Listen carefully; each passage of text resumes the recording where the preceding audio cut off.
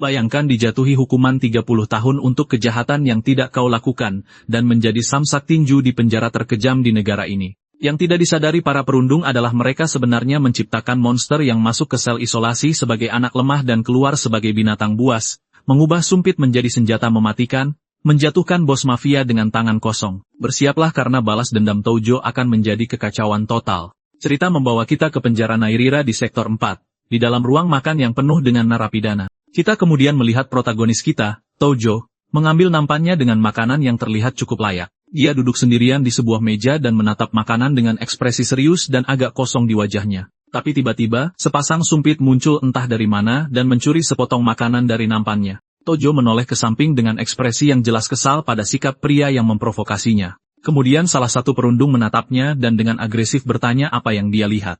Pria besar bertato lainnya hanya tersenyum dengan jijik dan menantang pemuda itu untuk melakukan sesuatu. Kontes saling menatap berlanjut, dan si kasar itu sepertinya menunggu reaksi dari karakter kita. Tanpa pikir panjang, perundung itu hanya meludahi makanan protagonis kita dengan sikap superior. Tapi Tojo berdiri dan menyuruh pria itu untuk memakan semuanya, memperingatkan akan ada konsekuensi jika dia tidak melakukannya. Kedua penjahat itu tidak terintimidasi dan bertanya apa masalahnya dan apakah dia tidak punya sopan santun. Dan kemudian si kasar itu memanggilnya pembunuh, yang jelas-jelas menyulut emosi protagonis. Tojo kemudian menggebrak meja dengan keras dan berjanji akan membalas dendam pada semua orang yang menjebaknya secara tidak adil.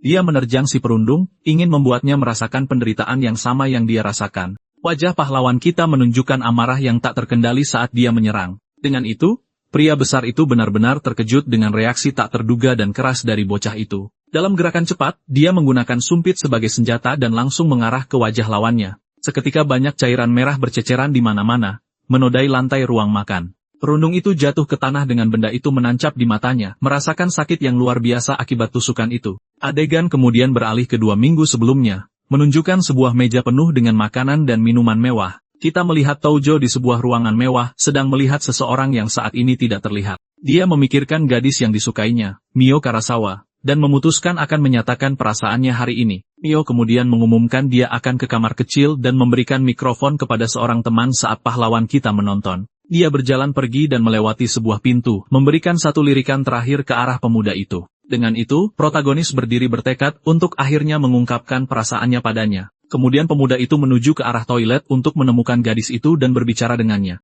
Dia menemukannya di lorong dan menjadi sedikit gugup saat mendekat untuk mengatakan apa yang dia rasakan. Pemuda itu memanggil namanya, dan mengatakan ada yang ingin dia katakan padanya, dan Mayo bertanya mengapa dia terlihat begitu serius. Dengan malu-malu, dia menyatakan perasaannya, menanyakan apakah gadis itu mau berkencan dengannya karena dia sudah lama menyukainya. Gadis itu terkejut dengan pengakuan yang tak terduga itu dan tampak sedikit canggung untuk merespons. Dia kemudian mengatakan dia senang tetapi tidak sedang mencari pacar saat ini dan meminta maaf padanya. Setelah penolakan itu, Mayo hanya berbalik dan pergi, meninggalkan sang protagonis. Tojo sangat terkejut karena penolakan itu dan tidak percaya dengan apa yang baru saja terjadi. Kembali ke meja, dia melampiaskan frustrasinya dengan meremukan kaleng minuman dengan sekuat tenaga. Meja itu sekarang dipenuhi dengan kaleng dan botol kosong, menunjukkan bahwa dia minum banyak untuk menenggelamkan kesedihannya. Dia menenggak kaleng demi kaleng, mencoba melupakan penolakan menyakitkan yang baru saja dideritanya. Meskipun dia sudah terlihat mabuk, pemuda itu mengambil minuman lain untuk terus minum.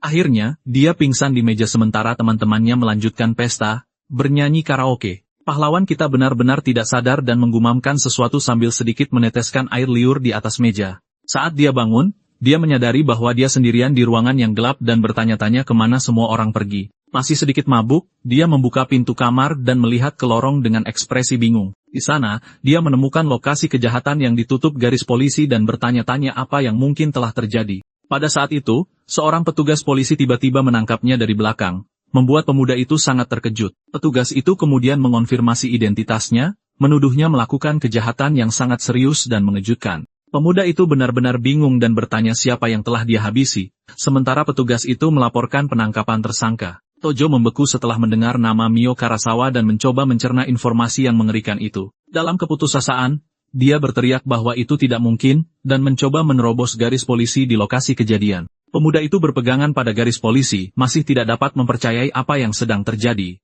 Wajahnya menunjukkan kengerian dan kebingungan murni saat dia mulai memahami gawatnya situasi. Dia kemudian melihat Mio tergeletak di tanah, tidak sadarkan diri dalam pemandangan yang mengerikan, dan berpikir semua itu pasti bohong. Adegan beralih ke ruang sidang di mana seorang hakim menjatuhkan hukuman 30 tahun penjara atas kejahatan tersebut. Kerabat korban marah dengan keputusan itu dan bertanya-tanya mengapa dia tidak menerima hukuman maksimal. Karena terkejut, pahlawan kita tidak bisa bereaksi dan bertanya-tanya bagaimana hidupnya bisa sampai ke titik ini. Dia melihat sekilas Mio tersenyum dan bertanya-tanya apakah ini semua hanyalah mimpi buruk yang mengerikan. Dengan air mata berlinang, sang protagonis dengan putus asa bersikeras bahwa dia tidak melakukan kejahatan itu. Kemudian ayah pemuda itu berdiri dan membelanya, mengatakan putranya tidak bersalah dan telah dizalimi. Tetapi ibu gadis itu menuduhnya masih mencari-cari alasan dan mengatakan dia tidak bisa dimaafkan atas apa yang telah dilakukannya. 3 pria kemudian berdiri dan dengan marah mengejar ayah Tojo di tengah ruang sidang. Mereka menyerang pria itu dengan kejam dan menjatuhkannya ke lantai sementara protagonis berteriak memanggil ayahnya. Tojo berteriak putus asa, memohon mereka untuk menghentikan serangan itu, tak bisa berbuat apa-apa.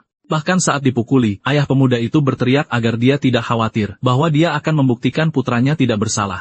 Kembali ke masa kini, adegan membawa kita ke sel protagonis kita di penjara. Di dalam, dia dikelilingi oleh sekelompok narapidana yang dipimpin oleh seorang pria yang mengintimidasi. Dia dan para pendatang baru lainnya berbaris sementara para veteran memandangi mereka dengan jijik. Sambil memegang barang-barangnya, salah satu pria bertanya pada Tojo kejahatan apa yang membawanya ke sana. Pemuda itu terintimidasi oleh tatapan mengancam pria besar bertato itu dan nyaris tidak bisa menjawab. Lalu narapidana lain memukulnya dari belakang dan membentaknya untuk tidak mengabaikan bos mereka. Dengan air mata berlinang, pemuda itu bersikeras dia tidak melakukan apa-apa dan itu semua adalah jebakan. Tapi pemimpin itu tampaknya tidak percaya padanya dan dengan tatapan dingin, menyuruh pendatang baru itu untuk mendekat. Protagonis itu menuruti dan berdiri di depan si kasar itu, tidak tahu apa yang akan terjadi. Tanpa peringatan, pria besar itu melayangkan tendangan kuat tepat di perut pahlawan kita. Kekuatan pukulan itu membuatnya terpental ke belakang, dan dia menghantam lantai sel dengan keras. Pria itu mengangkatnya dan bertanya apakah dia yang bertanggung jawab atas kejahatan itu, dan pemuda itu menyangkalnya lagi. Kesal karena dia masih menyangkal, si bos memerintahkan pria lain untuk menendangnya lagi. Salah satu penyerang mengatakan dia tidak tahan dengan orang sepertinya dan menantangnya untuk bereaksi. Pemimpin itu kemudian muak dengan situasi itu dan menyuruh anak buahnya untuk mengikat karakter kita.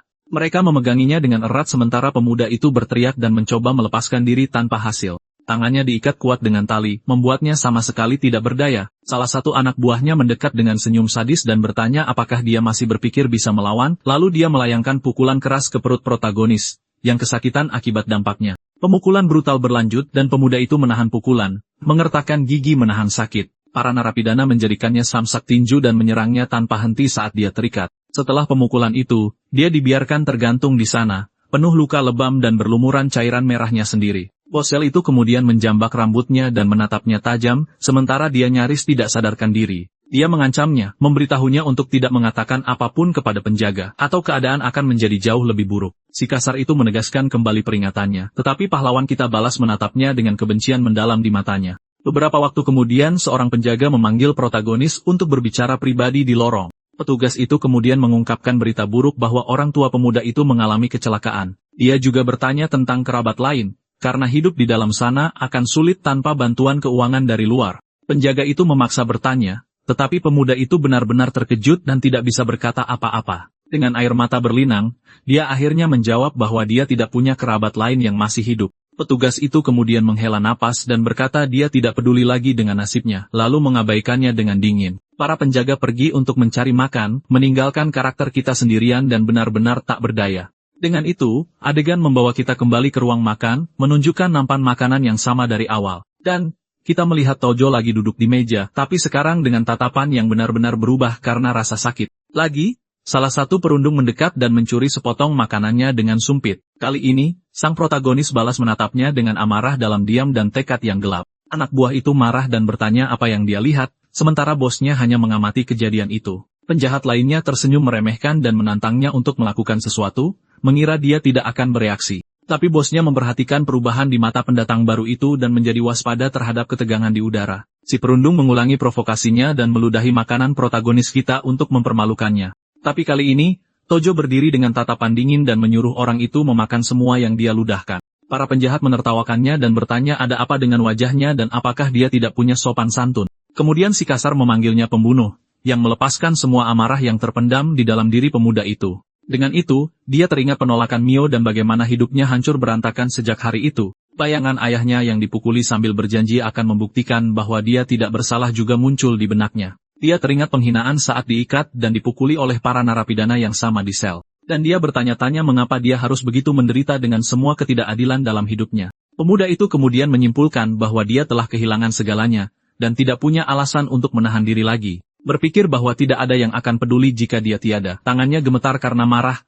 mengencangkan cengkeramannya pada sumpit. Kata pembunuh bergema di benaknya dan senyum gelap yang menakutkan terbentuk di wajahnya. Tetapi dia memutuskan dia belum bisa mati, karena dia punya tujuan baru untuk terus hidup. Jadi dia menggebrak meja dengan keras dan bersumpah akan membalas dendam pada setiap orang yang menjebaknya. Dia menerjang si perundung, berjanji akan membuatnya merasakan penderitaan yang sama. Wajahnya berubah menjadi ekspresi kemarahan murni dan haus balas dendam yang tak terkendali.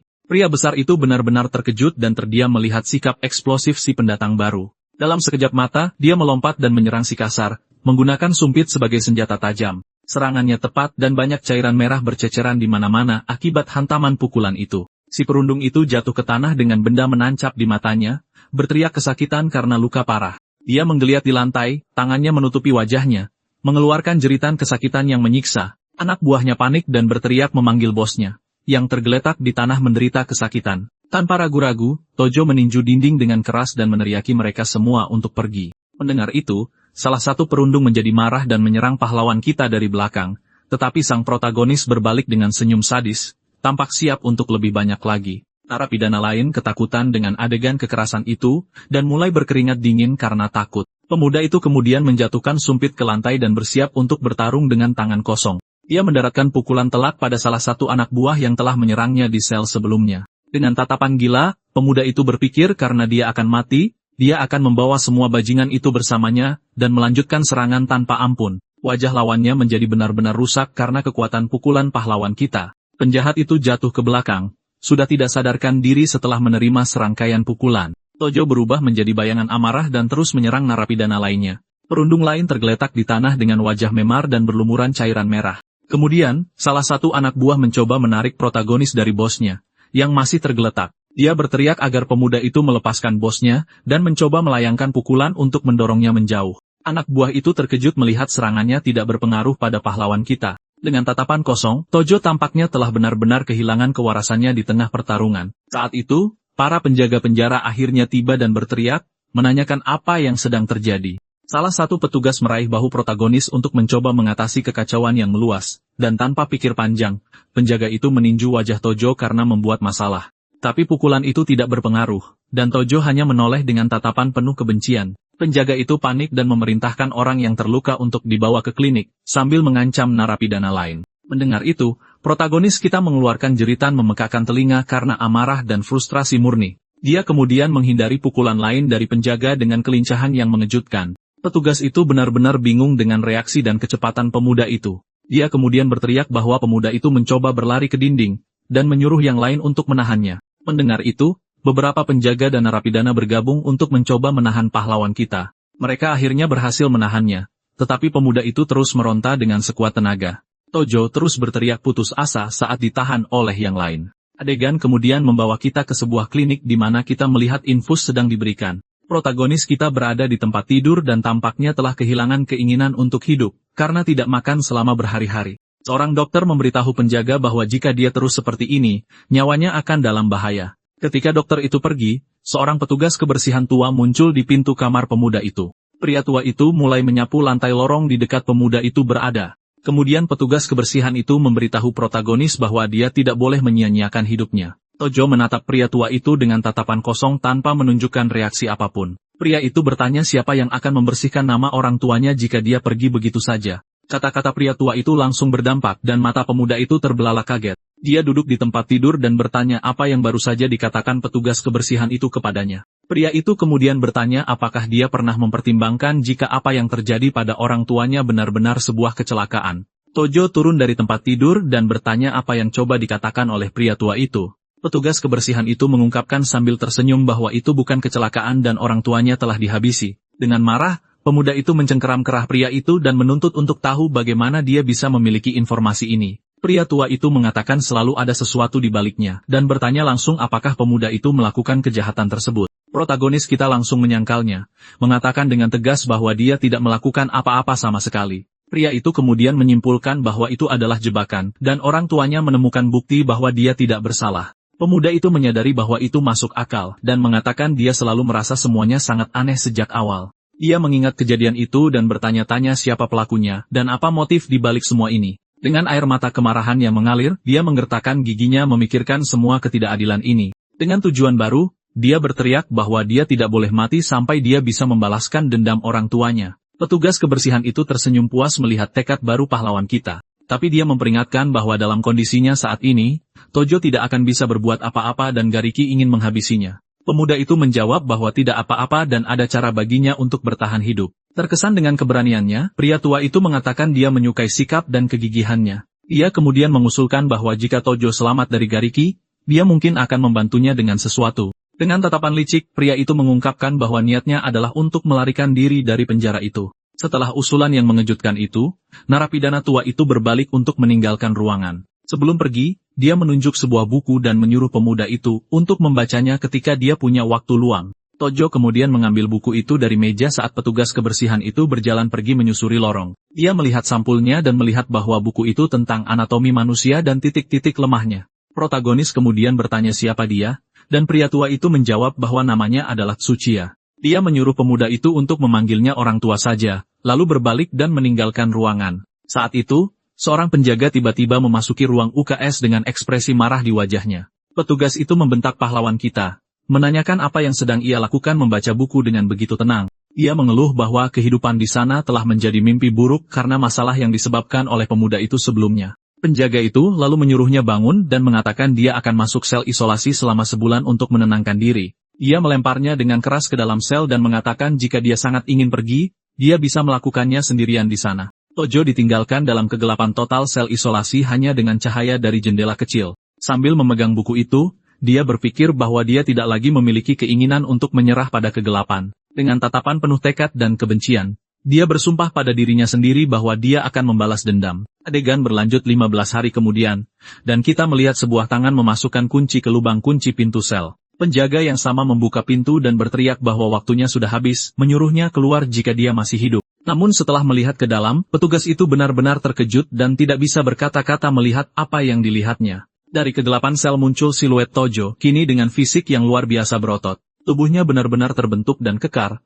menunjukkan hasil dari latihan intensnya. Penjaga itu tergagap, menanyakan apa yang telah dilakukannya di dalam sana, dan pemuda itu mengatakan tidak banyak. Dengan senyum sinis, dia mengklaim hanya merenungkan dosa-dosanya. Selanjutnya, adegan membawa kita ke halaman penjara di mana beberapa narapidana sedang bekerja. Protagonis kita berjalan dengan langkah tegap dan percaya diri melintasi halaman dengan postur baru. Salah satu anak buah Goreki melihatnya dari kejauhan dan tampak terkejut melihatnya berkeliaran lagi. Anak buah itu berteriak kepada narapidana lain, mengumumkan dengan senyum jahat bahwa Tojo telah muncul di halaman. Dengan itu, beberapa penjahat bersenjatakan batang besi mengepung pahlawan kita, siap untuk menyerang. Namun, protagonis kita tampaknya tidak gentar sedikit pun, dan menyunggingkan senyum sinis dan percaya diri. Kemudian pemimpin geng, Gauriki, muncul dan mengatakan dia keluar dari rumah sakit lebih awal hanya untuknya. Dia menunjuk bekas luka di wajahnya, dan bersumpah akan membuat pemuda itu membayarnya 100 kali lipat. Si brutal itu kemudian memberi perintah agar anak buahnya menghajar protagonis kita dengan sekuat tenaga. Para narapidana menyerbu secara berkelompok ke arah pemuda itu, mencoba menjatuhkannya dengan keunggulan jumlah mereka. Pahlawan kita bersiap untuk bertarung dengan ekspresi serius dan fokus di wajahnya. Dengan kecepatan luar biasa, dia menghindari pukulan dan menghantam para penjahat dengan sikut yang tepat. Goriki terkejut dengan pemandangan itu dan meneriaki anak buahnya, mengancam mereka jika mereka tidak mengalahkannya. Tojo menggertakkan giginya karena marah dan terus bertarung dengan keganasan yang mengesankan. Dia mengeluarkan teriakan perang yang kuat saat bersiap menghadapi sisa geng itu. Pemuda itu menghentakkan kaki ke tanah dan menyerang para perundung lain yang mengelilinginya. Seperti kilat, dia bergerak di antara musuh dan menjatuhkan beberapa dari mereka dengan pukulan cepat dan brutal. Arah dengan apa yang dilihatnya, pemimpin geng memutuskan untuk ikut bertarung dan mengejar pahlawan kita. Tapi sang protagonis menangkis pukulan Goriki dan menggunakannya untuk mengambil beberapa batang besi. Dengan tatapan penuh kebencian, dia berteriak agar si kasar itu pergi untuk selamanya. Dia kemudian mengangkat pria besar itu dan melemparkannya dengan sekuat tenaga ke atas batang-batang besi. Gariki menjerit kesakitan saat dia terhantam batang-batang besi di tanah. Dari atap, anggota geng lainnya menyaksikan pemandangan itu dengan kaget dan meneriakkan nama bos mereka. Dari atas gedung, pahlawan kita melempar Gariki dengan sekuat tenaga ke halaman penjara. Dia kemudian melompat dari atap dan mendarat di atas si kasar itu untuk menyelesaikan pekerjaan sekali dan untuk selamanya. Berbaring di tanah, dia memikirkan orang-orang yang menyiksanya dan orang-orang yang menjebaknya. Dengan tatapan penuh kebencian, dia bersumpah pada dirinya sendiri bahwa dia akan menghancurkan mereka semua. Tapi sebelum dia bisa melakukan apapun, para penjaga dan narapidana lain bergegas untuk melerai pertarungan. Salah satu petugas berteriak agar Tojo menghentikan apa yang dilakukannya sebelum terlambat. Dia memperingatkannya bahwa jika dia mengambil nyawa si kasar itu, dia pasti akan menerima hukuman terberat. Mendengar ini, pemuda itu berhenti dan menyadari dia tidak bisa mati sebelum membalaskan dendamnya terlebih dahulu. Dia menggertakkan giginya karena frustrasi dan menahan diri untuk tidak memberikan pukulan terakhir pada musuhnya. Dengan teriakan kemarahan, sang protagonis berdiri sementara narapidana lain memperhatikannya dengan ketakutan. Setelah insiden ini, hukumannya bertambah 20 tahun lagi, dan reputasinya di penjara berubah. Di rumah sakit, dia pulih dari lukanya dan melanjutkan studinya dengan buku anatomi. Penjaga memberitahunya bahwa Goriki telah dipindahkan dan akan berada di kursi roda selamanya. Petugas itu bertanya apakah lukanya sudah sembuh, dan pemuda itu berkata dia akan kembali ke selnya. Tojo menyadari bahwa sekarang tidak ada yang mau berurusan dengan orang gila yang tidak takut akan akhir hidupnya. Dia kemudian bangkit dari tempat tidur dan berjalan di lorong dengan aura bahaya yang baru. Di lorong, dia bertemu lagi dengan petugas kebersihan tua, yang menatapnya sambil tersenyum. Protagonis kita mengatakan dia selamat dan menagih janji orang tua itu untuk membantunya melarikan diri. Pria itu tertawa dan berkata dia akan membantu, tetapi dia membutuhkan pemuda itu untuk menciptakan peluang bagi mereka. Pahlawan kita kemudian bertanya apa yang perlu dia lakukan agar rencana pelarian itu berhasil. Narapidana tua itu tersenyum licik, mengungkapkan sebuah rencana untuk pahlawan kita. Dia lalu berbisik di telinga Tojo dan mengatakan dia perlu membuat keributan besar di penjara. Sang protagonis bertanya apa selanjutnya, dan mempertanyakan apakah dia bisa benar-benar mempercayai orang tua itu. Tsuchiya menjelaskan bahwa penutup saluran pembuangan di dapur sudah longgar sejak lama. Dia mengatakan jika pemuda itu membuat keributan, mereka bisa menggunakan kesempatan itu untuk kabur melalui selokan. Pria itu juga menyuruhnya untuk memeriksanya sendiri jika dia tidak percaya kata-katanya. Tapi pahlawan kita mengatakan dia tidak perlu melakukannya, dan dia akan melakukan apa saja untuk keluar dari tempat itu. Dengan tekad bulat, dia meyakinkan orang tua itu bahwa dia bisa menyerahkan segalanya padanya. Beberapa waktu kemudian, pemuda itu dibawa oleh seorang penjaga kembali ke sel lamanya. Setibanya di sana, mantan anak buah Gariki benar-benar terkejut dan ketakutan. Penjaga mengunci sel, dan pahlawan kita menghadapi narapidana lain dengan tatapan mengintimidasi. Dengan senyum sinis, dia menantang siapapun yang ingin membalaskan dendam Gariki untuk maju. Tapi para perundung itu panik dan mengatakan itu semua salah paham, dan bahwa mereka membenci bos lama mereka. Mereka kemudian mulai menjilat pemuda itu, mengatakan bahwa dia adalah bos baru mereka sekarang. Semua orang setuju dan mulai meneriakkan nama protagonis sebagai pemimpin baru sel. Dengan itu, Tojo mengambil kendali penuh atas sel dengan tatapan dominasi murni. Adegan kemudian beralih ke ruang makan di mana kita melihat pahlawan kita sedang makan. Salah satu narapidana mengambil sepotong daging dari nampannya sendiri dan menawarkannya kepada bos baru. Sambil tersenyum, anak buah itu meletakkan makanan di nampan Tojo sebagai tanda hormat. Kemudian penjahat lain ikut bergabung dan mulai menawarkan porsi makanan terbaik mereka. Tapi pemuda itu merasa canggung dan mengatakan dia tidak bisa makan sebanyak itu sekaligus. Di meja lain, beberapa narapidana berkomentar bahwa Gariki dihajar oleh pendatang baru itu, dan akan terbaring di tempat tidur selamanya. Seorang pria kasar berjenggot mengeluh bahwa pemimpin baru belum datang untuk memberinya hormat. Salah satu anak buahnya mencoba menenangkannya, dan mengatakan dia akan berbicara dengan pemuda itu untuk membawanya ke pihak mereka. Anak buah itu juga mengklaim bahwa dengan bantuan pendatang baru itu, seluruh blok akan menjadi milik bosnya, Yumi-san. Saat itu, kita melihat sebuah tangan menggebrak meja kayu dengan keras untuk menarik perhatian seseorang. Salah satu anak buah bos besar mendekati Tojo dan bertanya apakah dia orang yang mereka cari. Pria itu memperkenalkan diri dan mempertanyakan mengapa dia belum pergi untuk menyapa bos, Yumi-san. Protagonis kita menatapnya dengan dingin dan bertanya apakah dia punya masalah dengan itu. Salah satu pengikut baru pemuda itu berbisik ketakutan, memperingatkannya bahwa Yumi-san adalah orang yang berbahaya. Tojo kemudian melihat ke sisi lain ruang makan, dan melihat yang disebut bos besar sedang menatapnya dari jauh. Dari kejauhan, salah satu anak buah Yumi-san memberitahu yang lain untuk memberi pelajaran sopan santun pada anak baru itu. Dengan itu, anak buahnya menggebrak meja dan berteriak bahwa ada aturan di tempat itu yang harus diikuti. Tapi pahlawan kita tidak membuang waktu dan mendaratkan pukulan telak tepat di wajah si pengganggu yang memprovokasinya. Banyak cairan merah berceceran di mana-mana saat sang protagonis menatapnya dengan dingin. Bos Yumi-san dan anak buahnya yang lain benar-benar terkejut dengan sikap pemuda itu. Para pengikut baru Tojo juga dibuat melongo oleh adegan kekerasan yang tak terduga itu. Pria itu terpental ke belakang karena dampak pukulan itu dan dengan putus asa berteriak meminta bantuan bosnya. Marah melihat kejadian itu, si kasar berdiri dan menggebrak meja, menyebut pahlawan kita seorang bajingan. Adegan menunjukkan anak buahnya tergeletak di tanah sementara Tojo menghadapi bos besar dengan tatapan menantang. Para pengikut Yumi-san terkejut dengan adegan itu dan bertanya apakah ini sungguhan. Dengan itu, wajah bos besar berjenggot itu berubah dengan ekspresi kemarahan dan kebencian yang murni. Anak buah si kasar yang lain terdiam, dan salah satu dari mereka bahkan menutup mulutnya karena kaget. Sambil tergeletak di tanah, pria yang dipukul itu berteriak marah bahwa dia akan menghabisi protagonis kita. Tapi Tojo hanya berbalik dan menghadapi Yumi-san yang besar tanpa menunjukkan sedikit pun rasa takut. Si kasar itu lalu berkata, bahwa seumur hidupnya, dia belum pernah melihat orang sombong seperti anak baru ini. Pemuda itu menjawab bahwa sekarang dia telah melihatnya, tepat di hadapannya. Saat itu, seorang penjaga muncul berteriak dan menyuruh semua orang untuk segera kembali makan. Bos besar itu menggerutu dengan marah dan memperingatkan bahwa pahlawan kita akan sangat menyesal karena telah menantangnya. Dia berbalik untuk pergi dan menjadwalkan perhitungan untuk jam istirahat keesokan harinya. Anak buah yang diserang itu ditinggalkan di lantai dan menangis putus asa, memanggil bosnya yang telah meninggalkannya. Lalu salah satu sekutu baru Tojo memperingatkannya bahwa besok mereka akan menyerang dengan seluruh kekuatan, tapi sang protagonis menyebut mereka pengecut dan bilang mereka hanya perlu menghabisi semuanya sekaligus. Tahanan lain ketakutan dan tidak tahu bagaimana harus bereaksi terhadap kepercayaan diri pemimpin baru mereka. Salah satu pengikut pahlawan kita kemudian berlutut di tanah dengan tekad baru. Dia meminta maaf kepada bos karena telah takut dan membungkuk sebagai tanda kesetiaan. Dia kemudian berdiri dan berteriak bahwa keesokan harinya mereka akan bertarung dengan sekuat tenaga. Semua tahanan lain menjadi bersemangat dan mengangkat tinju mereka sementara Tojo tetap tenang dan serius. Pada malam hari, protagonis kita bangun dan mengambil selimut dari teman satu selnya yang sedang tidur. Dengan tangannya, dia mulai memelintir kain itu dengan kencang, mengubahnya menjadi semacam tali.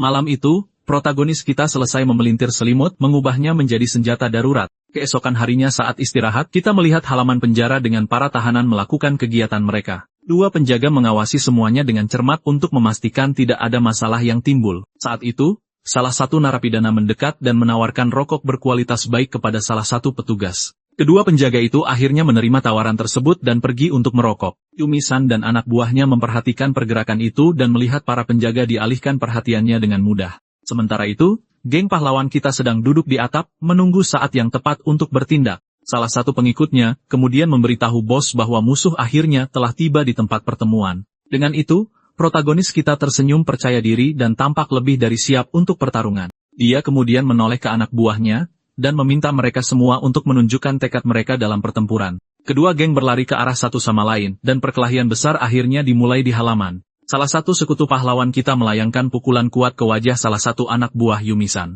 Pria itu babak belur, dan wajahnya dipenuhi cairan merah akibat kerasnya pukulan yang diterimanya. Pengikut pemuda itu yang lain juga ikut bertarung dan melancarkan pukulan telak ke musuh lainnya. Salah satu lawan menoleh ke belakang dan melihat para penjaga masih jauh dan tidak akan membantu.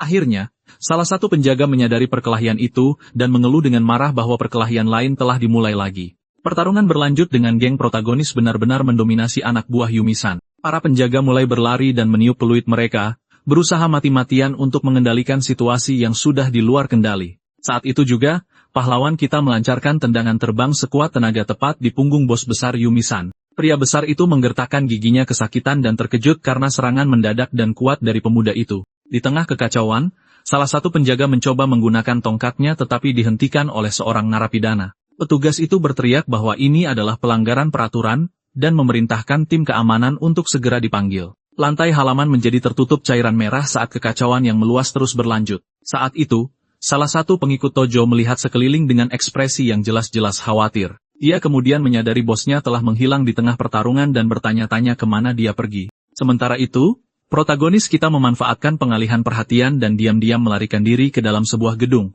Di dalam, Pak Tua itu memberinya selamat atas kerja bagusnya dan mengatakan mereka akhirnya bisa melarikan diri sekarang. Dengan senyum di wajahnya, pria tua itu menyuruh pahlawan kita untuk mengikutinya tanpa membuang waktu lagi. Keduanya kemudian berjalan tergesa-gesa menyusuri lorong menuju rute pelarian yang direncanakan. Mereka tiba di dapur, dan Pak Tua itu berhenti tepat di depan penutup saluran pembuangan yang dia sebutkan. Tanpa banyak kesulitan, pria tua itu mengangkat penutup logam yang berat itu, memperlihatkan jalan keluar. Dia kemudian menoleh ke pemuda itu dengan senyum puas karena rencananya berhasil. Protagonis kita menatap lorong itu dengan ekspresi serius dan penuh tekad di wajahnya. Orang tua itu menggunakan alat untuk menyelesaikan melonggarkan jeruji sementara Tojo menunggu sinyal. Pintu masuk ke gorong-gorong yang gelap dan kotor terbuka, menampakkan jalan menuju kebebasan mereka yang telah lama ditunggu. Salah satu dari mereka melangkah ke air kotor terowongan, dan memulai perjalanan menembus kegelapan gorong-gorong. Orang tua itu memperingatkan bahwa baunya sangat busuk tapi dia harus bertahan sebentar. Protagonis kita menutupi hidungnya untuk mencoba menahan bau busuk yang tak tertahankan dari tempat itu. Mereka terus bergerak melalui terowongan gelap saat beberapa tikus berlarian melewati mereka. Gorong-gorong itu dipenuhi tikus di mana-mana, menciptakan pemandangan yang menjijikkan. Orang tua itu kemudian mengumumkan bahwa mereka akhirnya telah sampai di tujuan di ujung terowongan. Mereka tiba di sebuah jeruji logam besar yang tampaknya merupakan pintu keluar terakhir dari gorong-gorong. Protagonis kita kemudian bertanya apa yang akan mereka lakukan sekarang untuk keluar dari sana. Tapi pria tua itu menyuruhnya untuk tenang karena dia sudah membuat semua persiapan yang diperlukan. Dia mengungkapkan bahwa dia pernah ke sana beberapa kali sebelumnya dan berhasil melonggarkan salah satu jeruji besi. Dengan itu, orang tua itu menyuruh pemuda itu untuk mendorong jeruji itu dengan keras untuk membuka jalan. Tojo mendekati jeruji itu dan dengan sedikit usaha, berhasil melepaskan jeruji logam itu. Jalannya terbuka, dan mereka akhirnya bisa keluar dari gorong-gorong menuju kebebasan. Tapi saat keluar, pahlawan kita dikejutkan oleh serangan tak terduga dari temannya. Orang tua itu menusukkan benda tajam ke dada pemuda itu dengan senyum jahat di wajahnya. Ia mengatakan bahwa misi protagonis berakhir di sana, dan dia akan mengabulkan keinginannya untuk tiada. Akibat tusukan itu, Tojo terhuyung mundur dan jatuh ke tanah merasakan sakit yang luar biasa. Pria itu kemudian berbalik dan mulai berjalan pergi, meninggalkan pemuda itu. Tapi pahlawan kita berhasil meraih kaki orang tua itu sebelum dia bisa kabur. Si pengkhianat terkejut melihat pemuda itu masih hidup dan menatapnya dengan heran. Tojo kemudian mengatakan dia merasa aneh bahwa orang yang sama sekali tidak dikenal akan membantunya seperti itu. Dia mengungkapkan bahwa sebagai tindakan pencegahan, dia menyimpan beberapa benda di tubuhnya untuk melindungi diri. Dengan itu, dia menunjukkan bahwa benda itu hanya menembus buku yang dia sembunyikan di pakaiannya. Orang tua itu memuji kecerdikan pemuda itu sementara Tojo mengatakan dia tidak akan mempercayai siapapun lagi. Tapi pria tua itu mengingatkannya bahwa dialah yang mengajarinya cara bertarung dan menantangnya untuk menghadapinya. Tanpa membuang waktu, Tojo menerjang si pengkhianat dan menyerangnya dengan pukulan yang kuat. Orang tua itu memegang pisaunya dengan kuat dan tampaknya siap untuk pertarungan yang serius. Dia kemudian berkata hanya ada satu kesempatan untuk menang dan menyalahkan kenaifan pemuda itu jika dia kalah. Tapi protagonis kita tidak terpengaruh oleh ejekan itu dan menghadapi tantangan dengan tekad. Dengan gerakan cepat, dia melemparkan selimut basah yang terpilin ke atas musuh, dan memanfaatkan gangguan itu, dia mendaratkan pukulan telak tepat di wajah pria tua itu. Orang tua itu jatuh ke tanah berteriak kesakitan dan dengan putus asa menutupi wajahnya dengan tangannya. Dia kemudian menyadari itu kapur dan bertanya kapan pemuda itu berhasil menyiapkan semua itu. Tojo mengungkapkan bahwa dia tahu tentang pisau dan asam itu berkat seorang pria yang membocorkan rencana tersebut. Meskipun buta, si pengkhianat bangkit dengan marah dan bersumpah akan membawa sang protagonis mati bersamanya. Tapi pahlawan kita menunjukkan sebotol racun dan bertanya apakah dia mencari itu. Dalam kilas balik, kita melihat pemuda itu menukar botol asam dengan botol berisi air tanpa sepengetahuan orang tua itu. Wajah lelaki tua itu berubah menjadi campuran keterkejutan dan kemarahan murni atas pengungkapan itu. Karena marah, orang tua itu menyerang dengan pisau, tetapi pemuda itu dengan mudah menghindari serangannya. Protagonis kita kemudian membalas dengan pukulan akurat lainnya tepat di dagu musuh. Dan untuk mengakhirinya, dia mendaratkan tendangan kuat yang membuat si pengkhianat terpental jauh. Tersungkur dan kalah, pria tua itu mengakui bahwa dia benar-benar naif karena meremehkan pemuda itu. Tojo kemudian mengambil pisau itu, dan berkata dia tidak akan membuat kesalahan yang sama lagi dengannya. Orang tua itu menyesali bahwa sungguh memalukan dikalahkan oleh seseorang seperti protagonis kita. Tanpa ragu-ragu, pahlawan kita melancarkan pukulan terakhir kepada si pengkhianat, mengakhiri semuanya sekaligus. Untuk memastikan, pahlawan kita mengambil botol asam dan menuangkannya ke tubuh orang tua itu. Dia kemudian berterima kasih kepada si pengkhianat karena telah membuatnya selangkah lebih kuat dengan semua yang telah terjadi. Akhirnya bebas, dia berjalan menyusuri jalan tanah dengan pemandangan kota di latar belakang. Pemuda itu menutup matanya dan menarik napas dalam-dalam, merasakan aroma kebebasan untuk pertama kalinya. Dia kemudian mengikat potongan-potongan daging ke punggungnya dengan beberapa tali seadanya. Lalu dia melemparkan bungkusan darurat itu ke air untuk dijadikan umpan dan pengalih perhatian. Bebas dan dengan tujuan baru, dia berkata pada dirinya sendiri bahwa sekarang adalah waktunya untuk balas dendam. Adegan kemudian beralih ke sebuah restoran tempat beberapa penjaga penjara sedang makan. Pemilik tempat itu berkomentar bahwa mereka sedang mencari narapidana yang kabur yang belum tertangkap. Salah satu penjaga membenarkan, dan mengatakan dia pikir ada 2 narapidana yang kabur, bukan hanya 1. Pemiliknya kemudian menjelaskan bahwa pemuda itu ditemukan tak bernyawa, sementara lelaki tua itu menghilang. Sambil tersenyum, salah satu petugas mengatakan bahwa orang tua itu bukan orang biasa untuk dihadapi. Dia kemudian merobek label identifikasi dari seragam tahanan yang dia miliki. Dalam imajinasi penjaga itu, dia melihat adegan Tojo menyiramkan asam ke tubuh pria tua itu. Pemilik restoran berkomentar bahwa kepergian pemuda itu cukup tragis bagaimanapun juga. Tapi petugas itu berkata dia pantas menerimanya karena dia dipenjara karena kejahatan yang mengerikan dan tak termaafkan. Penjaga lain kemudian mengungkapkan bahwa orang tua pemuda itu mencuri laporan autopsi untuk membuktikan dia tidak bersalah. Petugas itu terkejut dengan pengungkapan itu dan mulai menghubungkan titik-titik dari keseluruhan cerita. Dia menyadari bahwa orang tuanya dihabisi agar kebenarannya tidak pernah terungkap. Sementara itu, di restoran yang sama, seorang pria bertopi berdiri, tampaknya telah mendengar semuanya. Salah satu penjaga memanggil pria bertopi itu, dan pemuda itu perlahan berbalik menghadapnya. Petugas itu tidak mengenalinya dan hanya menatapnya dengan ekspresi serius dan sedikit curiga. Dia kemudian memperingatkannya untuk tidak terlalu banyak berkeliaran karena ada buronan berbahaya yang sedang berkeliaran di kota. Dengan ekspresi tenang, protagonis kita berkata dia mengerti peringatan penjaga penjara itu. Di tempat lain, kita melihat seorang pria berpakaian rapi berjalan dan bersiul dengan tenang di jalan. Pahlawan kita yang menyamar mengamatinya dari kejauhan dan mulai mengikutinya tanpa disadari. Pria itu melanjutkan perjalanannya, dan bertanya-tanya apa yang akan dimakannya saat pulang nanti. Tapi tiba-tiba, dia dikejutkan dari belakang, dan sebilah pisau menempel di lehernya. Pemuda itu panik dan berkata dia tidak punya uang karena dia hanya seorang pegawai paruh waktu. Protagonis kita menyuruhnya diam dan menjawab pertanyaannya dengan jujur. Dia kemudian bertanya siapa yang menyuruhnya untuk menjebak Gaku Tojo, dan pria itu terkejut. Pemuda itu bertanya apa yang dia maksud dengan itu, dan pria itu menjadi sangat gugup. Dia berteriak agar pahlawan kita tidak ikut campur dan mengancamnya, menyuruhnya segera pergi. Tojo teringat temannya, Yuji, dan bertanya-tanya apakah Yuji juga terluka karenanya. Tanpa berpikir dua kali, dia menusukkan pisau ke kaki pria itu dengan sekuat tenaga. Saat pemuda itu berteriak kesakitan, protagonis kita membuka topinya dan bertanya siapa yang melakukan itu pada Yuji. Pria itu ketakutan setelah akhirnya mengenali penyerangnya dan bertanya apakah dia adalah Tojo. Pahlawan kita mengabaikan pertanyaan itu dan menuntut untuk mengetahui siapa yang membuatnya memberikan kesaksian palsu di pengadilan. Tapi pemuda itu menolak bicara dan berkata bahwa dalangnya bukanlah seseorang yang bisa kau kalahkan. Marah karena kekeras-kepalaan pria itu, protagonis kita menyerangnya dengan serangkaian pukulan. Dengan pisau di lehernya, Tojo menekannya dan memberinya satu kesempatan terakhir untuk bekerja sama. Ketakutan, pemuda itu berkata dia tidak tahu siapa dalangnya, tapi mengungkapkan bahwa Raya Amano yang membayarnya. Protagonis kita terkejut dengan nama itu, dan bertanya-tanya siapa Raya Amano ini. Dia mengingatnya dan menyadari bahwa karena dia sahabat Mayo, dia pasti tahu seluruh kebenarannya. Marah dan penuh kebencian, dia menuntut untuk tahu di mana gadis ini bisa ditemukan. Pria itu memohon untuk hidupnya dan mengungkapkan bahwa gadis itu bekerja sebagai pramuria di klub malam Grandia. Pria muda itu berkata dia telah memberitahunya segalanya dan memohon untuk diampuni karena dia diancam untuk melakukannya. Dia terus memohon untuk hidupnya dan berjanji akan bekerja sama jika pahlawan kita melepaskannya. Tapi protagonis kita tidak mendengarkan dan menyumpal mulut pria itu agar dia tidak bisa berteriak. Dengan tatapan dingin, dia memberitahu pria muda itu untuk tidak khawatir karena dia tidak akan menghabisinya sekarang. Kemudian pahlawan kita menendangnya dengan keras ke dalam sumur terdekat. Dari atas, dia memperingatkan bahwa jika terjadi sesuatu padanya, pria itu akan tetap di sana sampai mati kelaparan. Setelah peringatan itu, dia berbalik dan berjalan pergi, meninggalkan pria muda itu terperangkap dalam kegelapan sumur. Di dasar sumur, pria itu benar-benar ketakutan akan nasibnya yang kejam dan tidak pasti.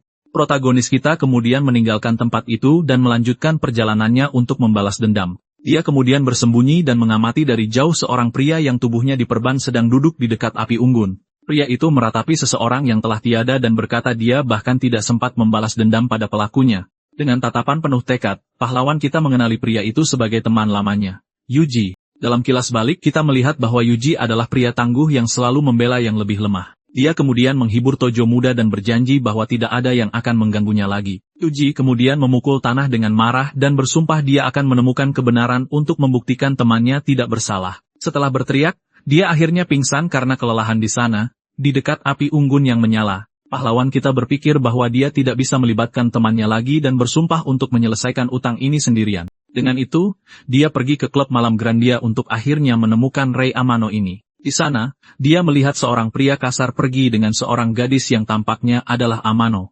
Wanita muda itu mengucapkan selamat tinggal kepada pria itu dan berterima kasih untuk malam ini, menjanjikan lain waktu. Kemudian dia melihat jam tangannya dan berkata pada dirinya sendiri bahwa sudah waktunya untuk pergi. Jadi protagonis kita mulai mengikutinya dengan hati-hati melalui jalan-jalan kota yang gelap. Dia kemudian mengeluarkan sebilah pisau dan bersiap untuk mendekatinya untuk mendapatkan jawaban yang dia butuhkan. Tapi tasnya mengeluarkan suara, dan dia terkejut, mengira dia telah ketahuan. Gadis itu menjawab teleponnya dan mengatakan dia sudah pulang kerja dan sedang menuju ke tempat biasa. Pahlawan kita terus mengikutinya dari dekat untuk mencari tahu di mana tempat pertemuan ini. Ia kemudian memasuki sebuah tempat bernama Net Paradise, dan pemuda itu mengawasi semuanya dari jauh. Dia pikir tempat itu milik seorang kriminal bernama Haruto Kagami, dan gadis itu akan menemuinya. Protagonis kita meremukan kaleng dan menyadari bahwa Kagami ini akan segera tiba dan ini adalah satu-satunya kesempatannya. Dia kemudian memasuki tempat itu, dan gadis itu mengiranya orang lain dan mengeluh tentang keterlambatannya. Tapi ketika dia berbalik, dia ketakutan dan bertanya siapa dia dan bagaimana dia bisa masuk. Dengan tenang, pahlawan kita mengangkat sekaleng soda dan mengatakan dia hanya datang untuk mengantarkan minuman. Gadis itu mengulurkan tangannya untuk mengambil kaleng itu tanpa curiga sedikit pun. Tapi dalam gerakan cepat, dia memanfaatkan kesempatan itu, dan mencengkeram pergelangan tangannya dengan sekuat tenaga. Dengan itu, dia melumpuhkannya dan menempelkan pisau ke lehernya, memperingatkannya untuk tidak bersuara. Dengan tatapan dingin, protagonis kita lalu bertanya apakah gadis itu bisa mengenalinya. Dia benar-benar terkejut dan tergagap menyebut nama Tojo, bertanya-tanya bagaimana dia bisa hidup. Dia kemudian mempertanyakan mengapa gadis itu menjebaknya, tetapi gadis itu menyangkalnya dan bertanya apakah dia benar-benar berpikir itu adalah ulahnya. Dia menjelaskan bahwa jebakan itu memakan banyak uang dan jika dia punya uang sebanyak itu, dia tidak akan berada di sana. Pahlawan kita kemudian bertanya dengan serius siapa dalang sebenarnya di balik semua ini. Amano memperingatkannya bahwa lebih baik dia tidak tahu, karena orang itu tidak tersentuh dan menyuruhnya untuk melarikan diri. Tapi protagonis kita menekan pisaunya lebih keras, membuat luka kecil di lehernya. Dengan tatapan gila, dia memberinya satu kesempatan terakhir untuk bicara sebelum sesuatu yang lebih buruk terjadi. Ketakutan, dia akhirnya mengungkapkan bahwa dalangnya adalah Kokiyoshida, membuat pahlawan kita terkejut. Bayangan seorang pria berambut putih muncul di benaknya. Dan dia bertanya-tanya mengapa harus orang itu. Gadis itu kemudian menunjuk ke dalam tempat itu, dan mengungkapkan bahwa orang yang dicarinya sedang menunggu. Amano mengatakan dia sudah memberitahukan semua yang dia tahu, dan memohon padanya untuk berhenti menggali lebih dalam dan pergi saja. Tapi pemuda itu mengatakan orang tuanya sudah tiada, dan sekarang dia punya alasan untuk terus hidup. Dia kemudian melepaskannya, dan dengan tenang mengatakan mereka bisa minum-minum suatu saat nanti. Gadis itu berbalik dan tampaknya setuju dengan usulan itu sambil menulis sesuatu di secari kertas. Tapi pahlawan kita mengatakan bahwa hanya balas dendam yang tersisa untuknya, dan menyuruh gadis itu memilih apakah dia bersamanya atau melawannya. Dia kemudian memberikan kertas itu, dan berjanji akan menjelaskan semuanya nanti, memintanya untuk segera pergi. Tojo mengambil kertas itu dan melihat ada tulisan yang terlihat seperti nomor telepon di atasnya. Dia setuju untuk menelepon keesokan harinya tetapi memperingatkan bahwa dia tidak akan memberi ampun jika gadis itu mencoba menipunya. Saat itu juga, yang disebut Kokuyoshida muncul di lorong bersama anak buahnya dan berjalan ke arah pahlawan kita. Kelompok itu mendekat, dan protagonis kita menghadapi pria berjas merah muda itu dengan tatapan serius dan fokus. Setetes keringat mengalir di wajahnya saat dia bersiap untuk pertemuan yang tak terhindarkan. Keduanya kemudian berdiri berhadapan di tengah lorong dalam momen yang penuh ketegangan. Yoshida menatapnya sejenak dan berpikir dia pernah melihat wajah itu di suatu tempat sebelumnya. Dia kemudian bertanya apa yang terjadi pada leher pemuda itu, dan dia membuat-buat alasan. Kemudian, berbaring di tempat tidurnya, protagonis kita mengingat kembali peristiwa malam naas itu. Dalam kilas balik, dia ingat melihat Yoshida berbicara dan minum dengan Mayo di bar Carok. Dia juga mengingat melihat Amano dan Mayo bernyanyi bersama sementara dia mengamati semuanya dari jauh. Adegan dirinya pingsan karena mabuk di meja juga muncul dengan jelas di benaknya. Lalu dia ingat melihat Yoshida dan Mayo pergi bergandengan tangan saat dia sedang mabuk. Dengan air mata berlinang, dia bertanya-tanya mengapa bajingan itu mengambil segalanya darinya seperti itu. Dengan tinju terkepal karena benci, pemuda itu meneriakkan nama Yoshida dengan sekuat tenaga.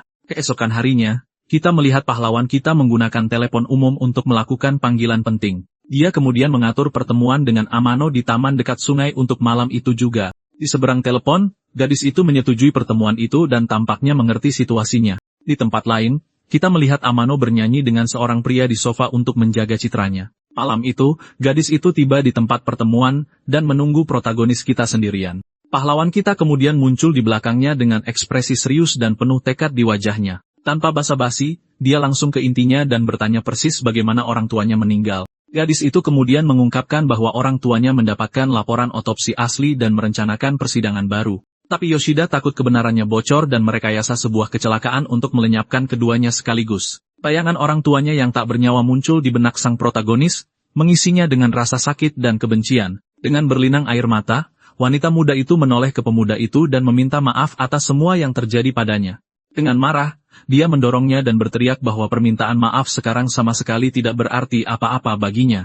Dia bilang dia tidak mengharapkan pengampunan, tapi ingin menceritakan seluruh kebenaran sebagai bentuk penebusan dosa. Dia kemudian mencengkeramnya, dan bertanya apa isi laporan itu, dan bagaimana Mio sebenarnya meninggal. Amano mengungkapkan bahwa laporan itu menunjukkan cairan dari 3 pria berbeda, tetapi tidak ada satupun yang miliknya. Protagonis kita benar-benar terkejut dengan pengungkapan itu dan tidak percaya dengan apa yang baru saja dia dengar. Dia melanjutkan dan mengatakan bahwa Yoshida dan teman-temannya menawarkan uang, dan Mio pergi dengan sukarela. Dalam kilas balik, kita melihat si penjahat menawarkan kartu kepada gadis itu sementara pria lain menonton. Mayo kemudian bertanya dengan tatapan nakal, kesenangan seperti apa yang mereka rencanakan untuk malam itu. Amano mengatakan mereka memaksanya menggunakan zat-zat terlarang, dan dengan dosis tinggi, dia tidak kuat dan meninggal. Adegan menunjukkan Mayo di sebuah pesta sementara seorang pria menawarinya lebih banyak obat-obatan untuk digunakan. Kemudian, seorang pria memaksanya mengonsumsi bubuk putih di luar kehendaknya di tengah pesta. Salah satu pria kemudian membawanya ke sebuah kamar dan mengganggunya saat dia benar-benar tidak berdaya.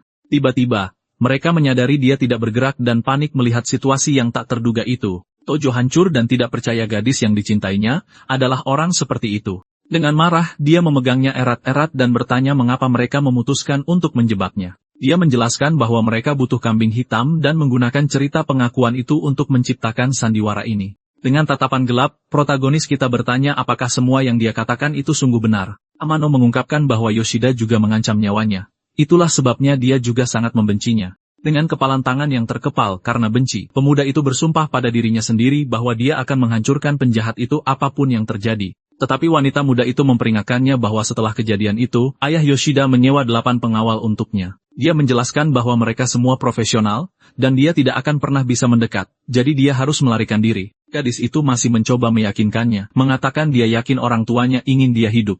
Pahlawan kita berkata, dia akan membiarkannya hidup karena mengatakan yang sebenarnya tetapi memperingatkannya untuk tidak ikut campur. Dia kemudian memintanya untuk ikut dengannya, dan keduanya berjalan bersama melintasi jembatan penyeberangan di taman. Pemuda itu menjelaskan bahwa sebagai tindakan pencegahan, dia tidak bisa melepaskannya sampai semuanya benar-benar terselesaikan. Dia kemudian memintanya untuk menyerahkan ponselnya, dan wanita muda itu menurut tanpa mempertanyakan perintahnya. Tetapi tiba-tiba, sang protagonis menyerangnya dari belakang dengan pukulan yang tepat di lehernya. Dia kemudian melemparkannya ke dalam sumur, dan wanita itu berkata dia pantas menerimanya tetapi memohon agar Tojo tidak mati dengan cara seperti itu. Dengan tatapan dingin pemuda itu memperingatkan bahwa jika dia mati, dia bisa mati kelaparan di sana bersama pria yang satunya. Di dasar sumur, Amano menatap tahanan lain dan berpikir bahwa ini adalah hukuman yang pantas diterimanya. Adegan kemudian membawa kita ke sebuah klub malam di mana kita melihat Yoshida bersenang-senang dengan seorang gadis di pelukannya.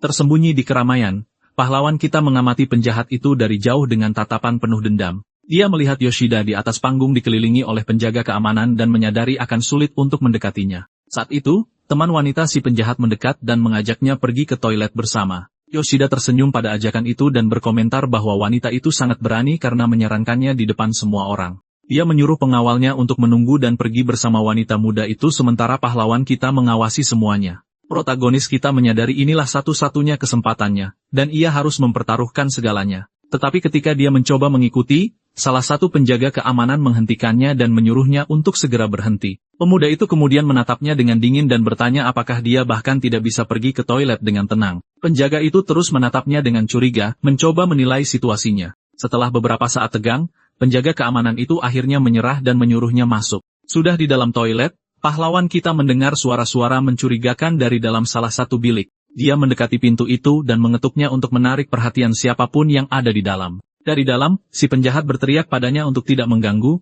dan pahlawan kita bersiap untuk menyerang. Dengan tendangan kuat, dia menghancurkan pintu dari bawah dan mengenai Yoshida tepat sasaran. Gadis yang bersama penjahat itu ada di lantai, sangat ketakutan oleh gangguan yang tiba-tiba. Marah, Yoshida bangkit dan berteriak, bertanya siapa dia sebenarnya dan apakah dia ingin mati. Tanpa membuang waktu, protagonis kita menerjang dengan pisau di tangan ke arah musuhnya. Teman si penjahat berteriak ketakutan saat Tojo berhasil menyayat lehernya. Yoshida memegangi lehernya kesakitan dan berteriak, bertanya apa yang dilakukan pemuda itu di sana. Pahlawan kita kemudian mendaratkan pukulan telak tepat di wajah lawannya dengan sekuat tenaga. Dia lalu mencengkeram si penjahat dan menekan pisaunya dengan kuat ke lehernya. Benar-benar ketakutan, Yoshida akhirnya mengenali penyerangnya dan membisikkan nama Tojo. Saat itu juga, para penjaga datang, dan si penjahat berteriak agar mereka menangkap protagonis kita secepat mungkin. Tapi untuk kabur, pemuda itu menendang toilet dengan sekuat tenaga, menghancurkannya berkeping-keping. Dia kemudian menggunakan toilet yang rusak sebagai tumpuan dan melompati dinding bilik untuk melarikan diri. Pemuda itu berhasil melompati bilik,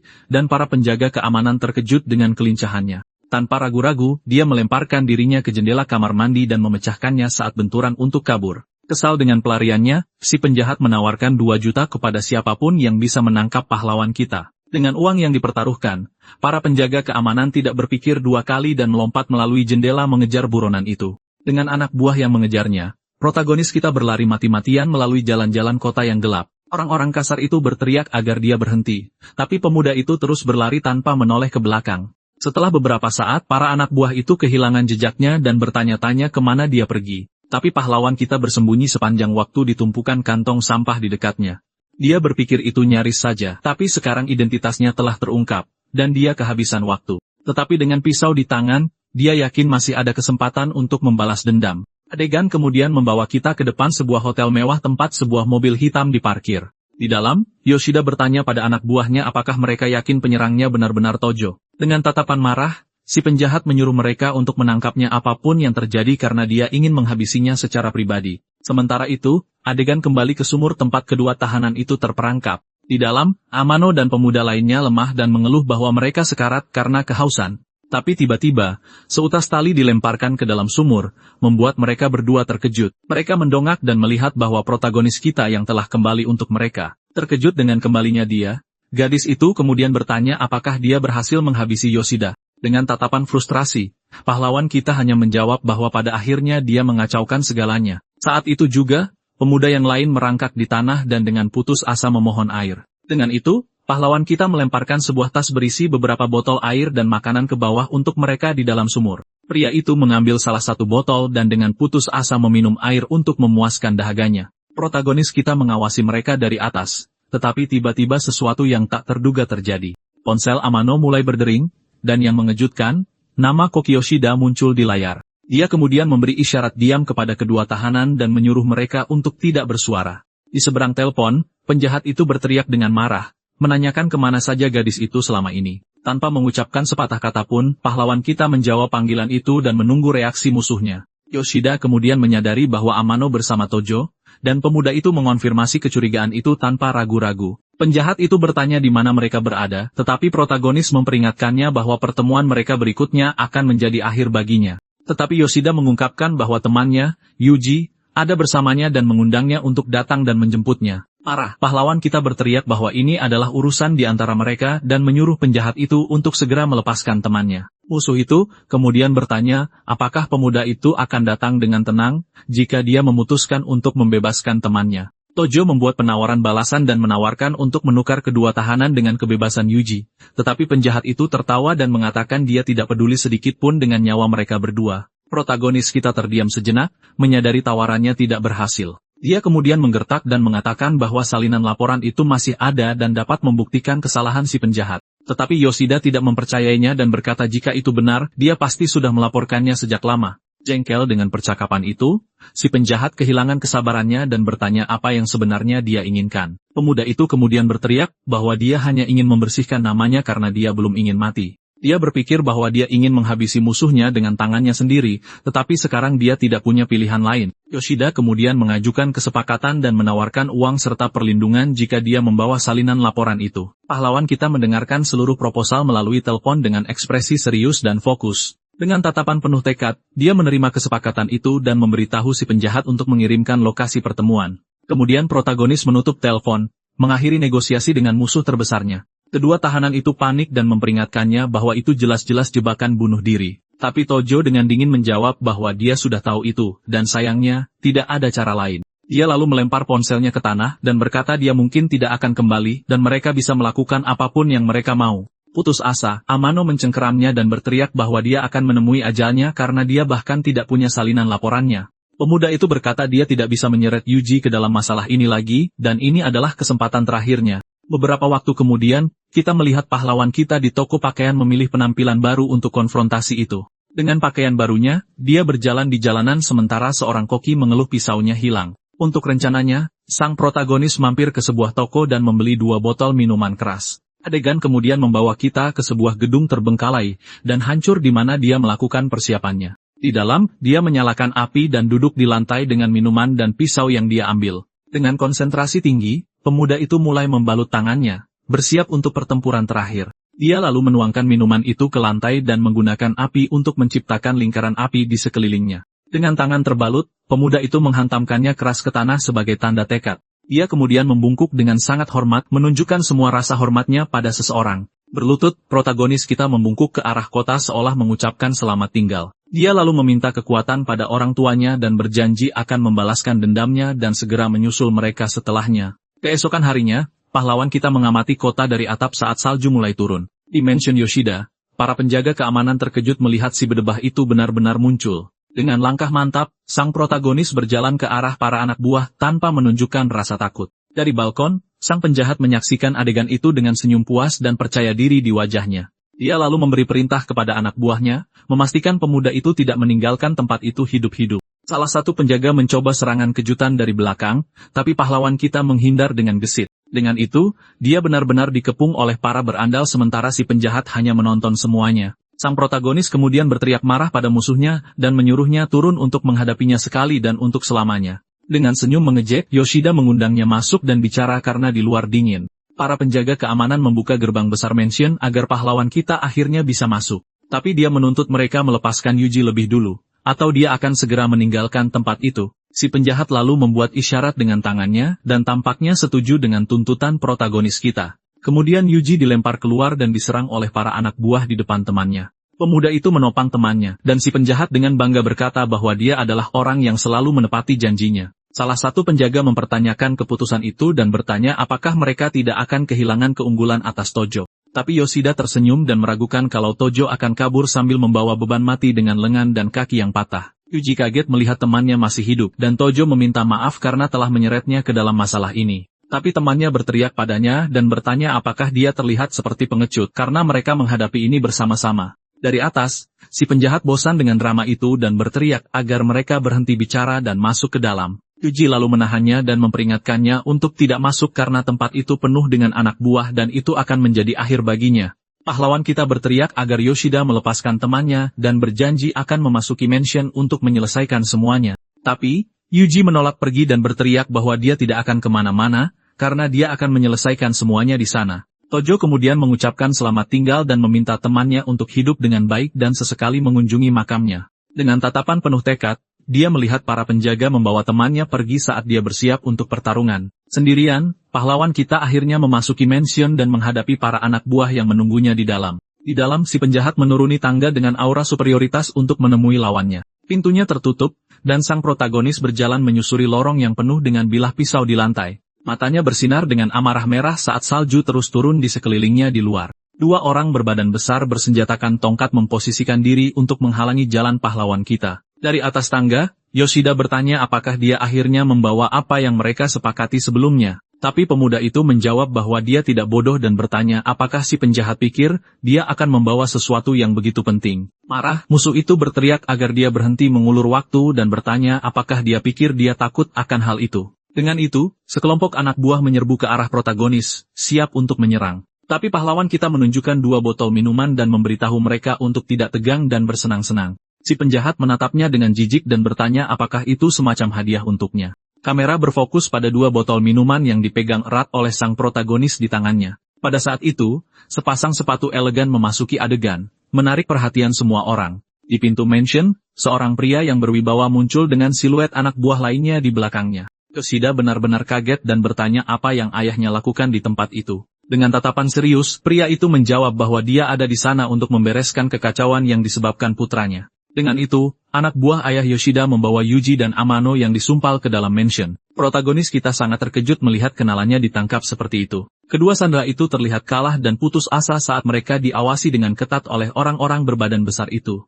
Pria itu kemudian berkata bahwa jika kamu akan melakukan sesuatu, lakukan dengan benar dan tanpa meninggalkan jejak apapun. Si penjahat terkejut dan bertanya apakah ayahnya akan melenyapkan semua orang karena Amano ada di pihak mereka. Tapi pria yang lebih tua itu memanggilnya naif dan mempertanyakan apakah dia benar-benar berpikir gadis itu setia padanya. Dia kemudian mengungkapkan kepada semua orang bahwa dialah yang membocorkan laporan otopsi kepada orang tua pahlawan kita.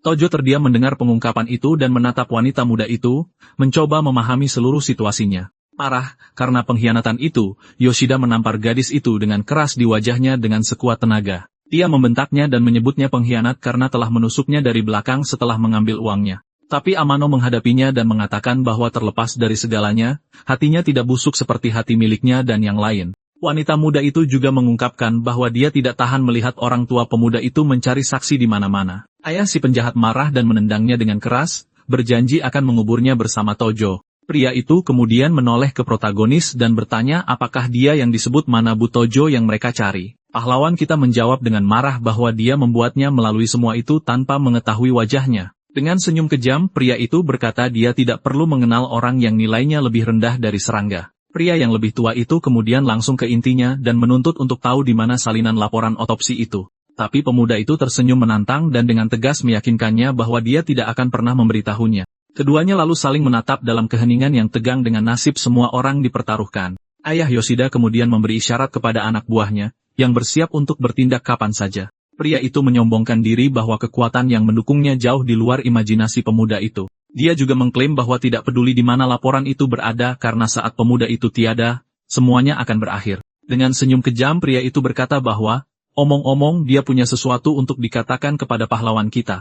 Dia kemudian mengungkapkan bahwa orang-orang yang melenyapkan orang tuanya ada di sana, di hadapannya sekarang. Mendengar ini, wajah protagonis kita berubah menjadi ekspresi kemarahan dan kebencian murni. Tangannya yang terbalut bergetar karena marah saat dia mengepalkan tinjunya dengan sekuat tenaga. Dengan itu, dia meneriakkan nama lengkap pria itu dengan kemarahan yang tak terkendali dan luar biasa. Pemuda itu kemudian berteriak bahwa bahkan seekor serangga pun akan melawan dan melemparkan salah satu botol dengan sekuat tenaga. Botol itu pecah di lantai, menyebarkan cairan yang mudah terbakar ke seluruh lantai mansion. Salah satu anak buah menginjak cairan itu dan terpeleset terkejut dengan serangan mendadak pemuda itu. Dengan itu, si kasar itu jatuh keras ke tanah, tidak bisa menjaga keseimbangannya di lantai yang basah. Dia basah kuyup dengan minuman itu dan menatap tajam protagonis dengan tatapan kebencian murni. Tapi pahlawan kita tidak membuang waktu dan menerjang anak buah lain dengan kecepatan luar biasa. Ayah Yoshida berteriak bahwa itu adalah cairan yang mudah terbakar dan menyebut protagonis pengecut. Tanpa ragu-ragu, pemuda itu menggunakan pisaunya dan mendaratkan tusukan yang tepat ke leher salah satu preman itu. Dia kemudian menghabisi anak buah itu dengan tusukan lain yang cepat dan brutal, menodai segalanya dengan cairan merah. Yoshida panik dan berteriak agar anak buahnya menyerangnya sekaligus karena dia sendirian. Tapi pertarungan terus berlanjut, dan beberapa anak buah sudah terkapar di lantai mansion, benar-benar kalah. Dengan tatapan fokus dan penuh kebencian, sang protagonis bersiap untuk menghadapi sisa musuh. Ia kemudian menendang botol minuman lainnya untuk menyebarkan lebih banyak cairan yang mudah terbakar di sekitar tempat itu. Dengan itu, dia meluncur di lantai basah dan menjatuhkan anak buah lain dengan tendangan yang tepat sasaran. Dia kemudian memakai kacamata hitam dan mengambil pisau dari lantai, bersiap untuk aksi selanjutnya. Yoshida menyebutnya pamer dan berteriak pada anak buahnya untuk menghabisinya sekali dan untuk selamanya. Dua preman berlari ke arahnya, tetapi pemuda itu berhasil menghindari serangan mereka. Dia kemudian melemparkan semacam bubuk ke mata musuh, membuat mereka benar-benar buta. Debu menyebar di udara, dan para anak buah kebingungan oleh serangan mendadak itu. Memanfaatkan gangguan itu, pahlawan kita maju dengan pisaunya dan menyerang mereka tanpa ampun. Dia mengenai salah satu preman dengan tusukan yang tepat sementara yang lain mencoba untuk pulih. Seluruh tubuhnya berlumuran cairan merah, sang protagonis berbalik untuk menghadapi sisa musuh. Salah satu anak buah mencoba membersihkan matanya, tetapi bubuk itu sepertinya telah menyebabkan kerusakan serius. Tanpa ragu-ragu, pahlawan kita menyerang lagi, mengenai preman lainnya dengan pisaunya. Para anak buah sekarang semua terkapar dan kesulitan melihat karena debu. Preman yang tersisa tetap waspada dan mencoba membela diri dari serangan sang protagonis. Yoshida menjadi putus asa melihat pemandangan itu, dan menyisir rambutnya dengan tangannya, tidak tahu harus berbuat apa. Ayahnya kemudian menyuruhnya untuk segera mengambil minuman itu untuk membantu membersihkan debu dari mata mereka. Penjahat itu menjelaskan bahwa minuman itu bisa membersihkan debu karena air tidak berfungsi dalam kasus itu. Dia berlari ke gudang bawah tanah, tetapi Amano meraih kakinya, mencoba menghentikannya membantu. Dengan marah, Yoshida berteriak agar dia melepaskannya dan menyebutnya wanita hina karena masih menghalangi. Dia kemudian menendangnya dengan keras untuk menyingkirkannya dan melanjutkan perjalanannya ke gudang bawah tanah. Terjatuh dan terluka, gadis itu berpikir bahwa ini adalah hal terkecil yang bisa dia lakukan untuk membantu. Preman yang tersisa bersiap untuk serangan berikutnya, bersenjata lengkap dengan pisau mereka. Lantai mansion dipenuhi dengan anak buah yang tumbang sementara debu masih melayang di udara. Dengan minuman itu, para penjaga akhirnya berhasil membersihkan debu dari mata mereka dan kembali bertarung. Pria itu memberitahu mereka untuk tidak panik dan memperingatkan mereka untuk berhati-hati dengan cairan di lantai. Setelah pulih, para musuh bersiap untuk mengepung protagonis lagi dengan segenap kekuatan mereka. Salah satu anak buahnya kemudian melompati tangga untuk menyerang pahlawan kita dengan pukulan kejutan. Dia berhasil menjatuhkan pemuda itu ke tanah dan menahannya dengan pisau tepat di lehernya. Dengan senyum kemenangan, pria yang lebih tua itu memberi isyarat agar anak buahnya menyelesaikan pekerjaan itu sekali dan untuk selamanya. Para berandal lainnya maju ke arah protagonis, yang tampaknya benar-benar terjebak.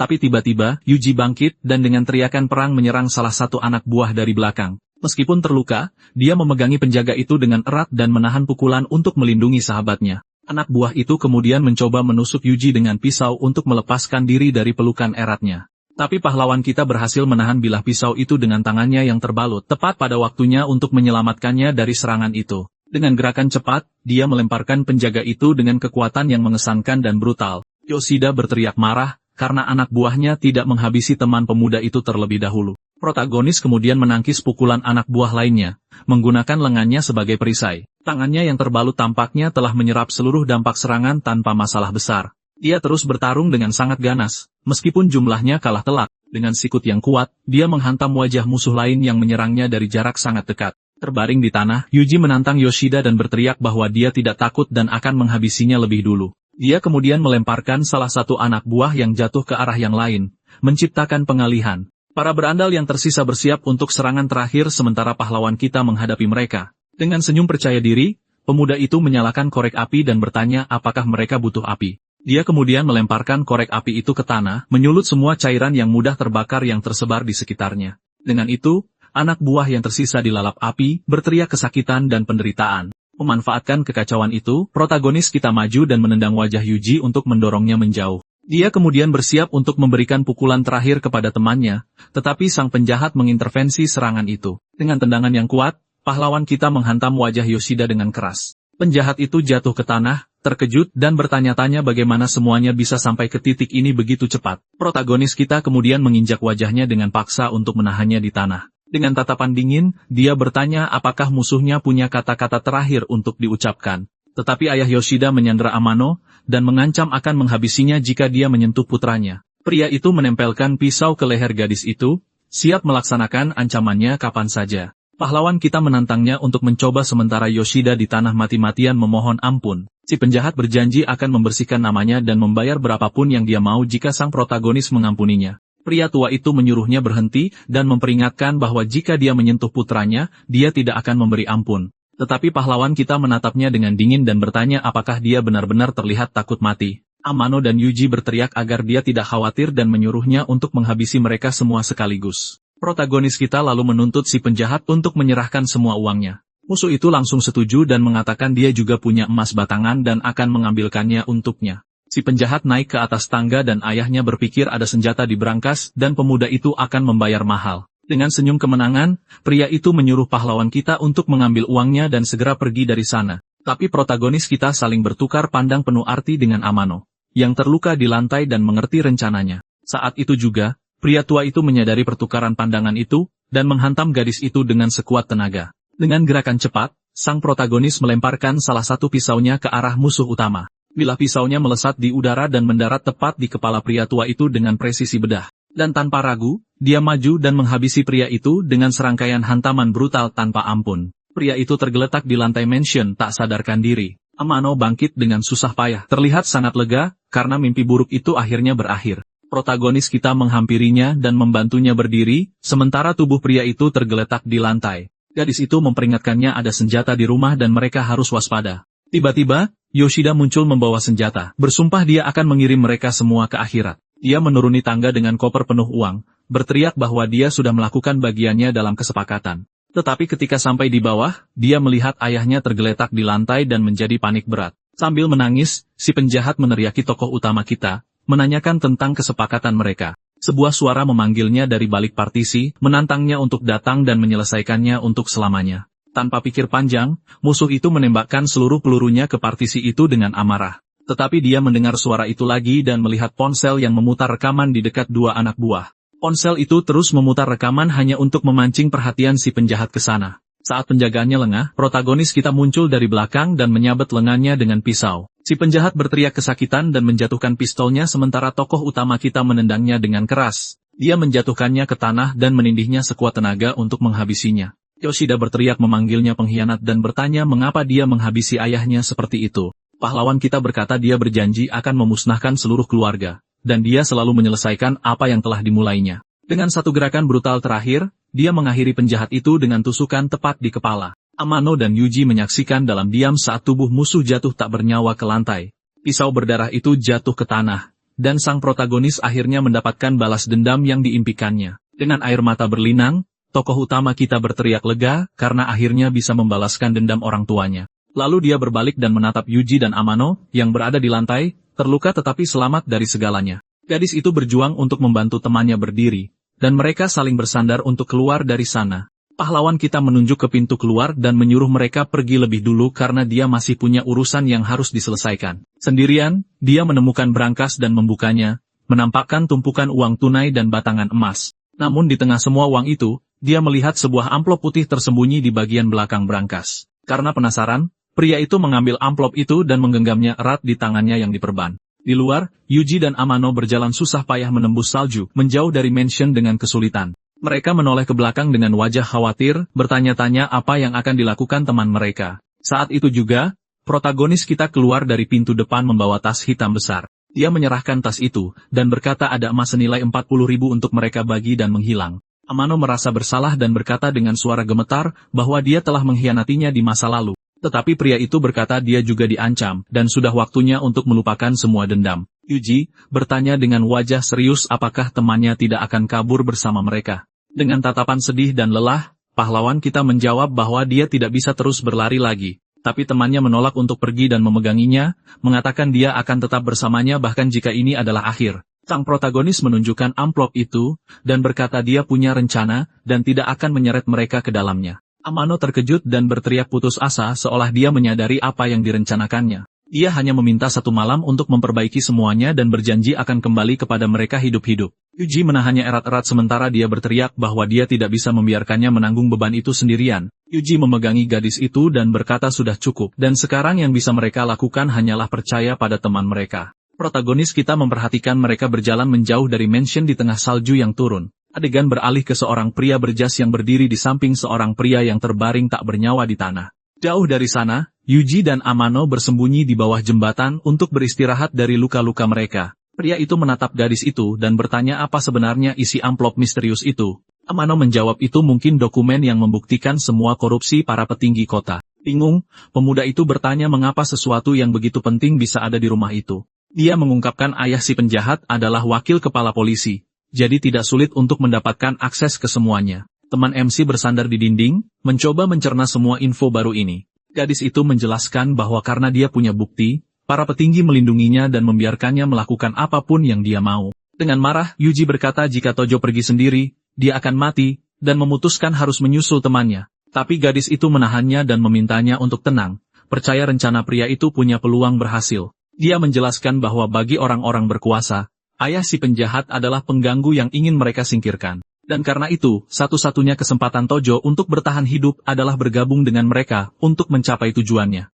Lalu adegan menunjukkan foto seorang pria tua botak di tempat tidur bersama dua wanita. Kita lihat itu adalah MC kita, sekarang mengenakan setelan jas, memasukkan foto itu ke saku jaketnya. Dengan penampilan barunya dan tas di tangan, dia menaiki tangga sebuah kuil besar di malam hari. Dia terus mendaki dan melihat dua penjaga berdiri di pintu menunggunya. Para penjaga keamanan menghalanginya dan bertanya siapa dia, tetapi pemuda itu hanya mengatakan dia ingin bertemu Tuan Goda. Dengan tatapan serius, salah satu anak buahnya mengatakan bos sedang beristirahat dan menyuruhnya kembali besok. Tapi MC kita bersikeras dan berkata dengan tegas bahwa itu harus hari ini, apapun yang terjadi. Penjaga itu meretakkan buku-buku jarinya dan bertanya dengan seringai apakah anak itu ingin mati lebih cepat. Tanpa gentar, pahlawan kita dengan tenang mulai membuka resleting tas yang dibawanya. Dan dari dalam, dia melemparkan kepala ayah si penjahat ke lantai, mengejutkan semua orang di sana. Para penjaga ketakutan dengan pemandangan itu dan bertanya apa yang akan dia lakukan dengan itu. Tojo menyuruhnya untuk memberitahu bos mereka bahwa Yoshida Manjiro telah diurus dengan baik. Anak buah itu menjadi gugup dengan pesan itu, tetapi setuju untuk menunggu dan memberitahu bosnya apa yang terjadi.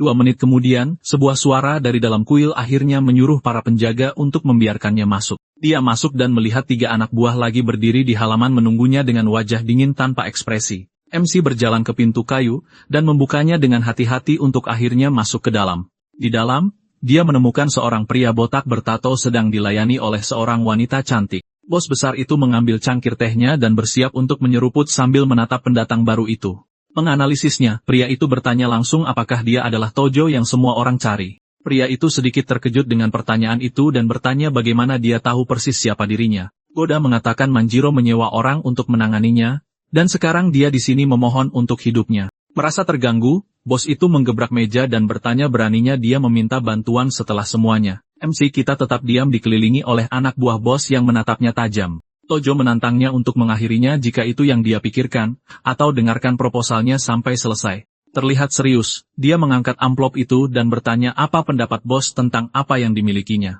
Goda tersenyum menyebutnya menarik tetapi meminta alasan yang bagus untuk membuatnya tetap hidup. Wanita itu mengambil amplop dari tangan MC kita untuk menyerahkannya pada bosnya. Dia membawa amplop itu ke arah bos besar yang menunggu di meja kayunya. Pria itu membukanya, dan menemukan foto yang memberatkan pria tua itu dengan para gadis. Tapi bos itu sama sekali tidak terlihat terkesan dan bertanya apakah anak itu pikir dia bisa memerasnya dengan itu. Tojo berkata itu mungkin tidak penting baginya.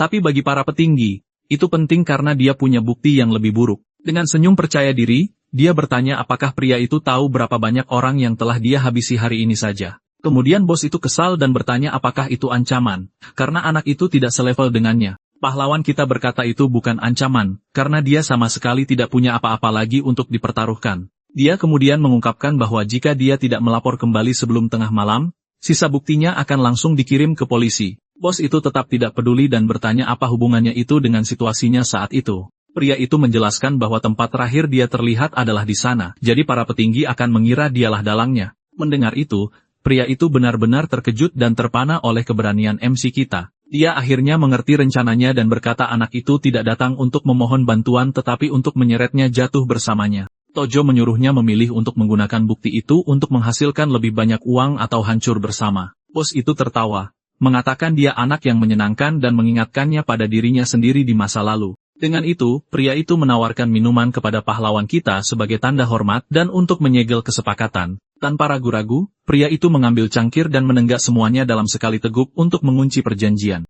Kemudian dia meletakkan cangkir kosong itu kembali ke nampan, mengakhiri obrolan dengan bos mafia. Goda berkata dia akan membereskan kekacauan itu, tetapi dengan syarat anak itu bekerja untuknya mulai hari ini. MC kita tersenyum tipis menerima tawaran itu dan takdir barunya sejak saat itu. Pahlawan kita membungkuk dan bersumpah untuk mendedikasikan hidupnya untuk melayani bos barunya mulai sekarang. Goda memerintahkan Muto, pemukul andalannya, untuk membereskan kekacauan dan menghubungi seorang polisi untuk menutupi kasus ini. Pria kasar itu setuju dan berbalik untuk pergi melaksanakan misi penting barunya. Kemudian, bos mafia itu mengambil tongkatnya yang bersandar di meja kayu untuk berdiri. Dia menyuruh gadis itu untuk memperlakukan anak itu dengan baik dan memastikan dia tinggal di sana malam ini. Tapi, MC kita mengingatkannya lagi bahwa jika dia tidak kembali sebelum tengah malam, buktinya akan terkirim. Sambil tersenyum, bos itu menyuruhnya berhenti bersandiwara karena dia tahu persis apa niat sebenarnya. Dia menyatakan dengan pasti bahwa anak itu tidak pernah berniat melakukannya sejak awal. Pahlawan kita tersenyum dan meminta maaf karena ketahuan saat bosnya pergi. Beberapa waktu kemudian, wanita itu memasuki sebuah ruangan dan mulai bersiap untuk malam bersama pria itu. Dia mengenakan stokingnya dengan hati-hati dan duduk di tepi tempat tidur menunggu pahlawan kita. Dengan suara menggoda, dia memanggilnya, mengatakan bos menyuruh untuk melayaninya dengan sangat baik malam ini. Sang MC menghampiri wanita yang sedang duduk di tepi bak mandi menunggunya, tapi tiba-tiba dia melemparkan gaun padanya. Dia bilang dia lelah, meminta untuk dibiarkan sendiri dengan tenang dan membanting pintu di depan wajahnya. Terlihat frustrasi, gadis itu tampak kesal dengan kurangnya minat MC kita.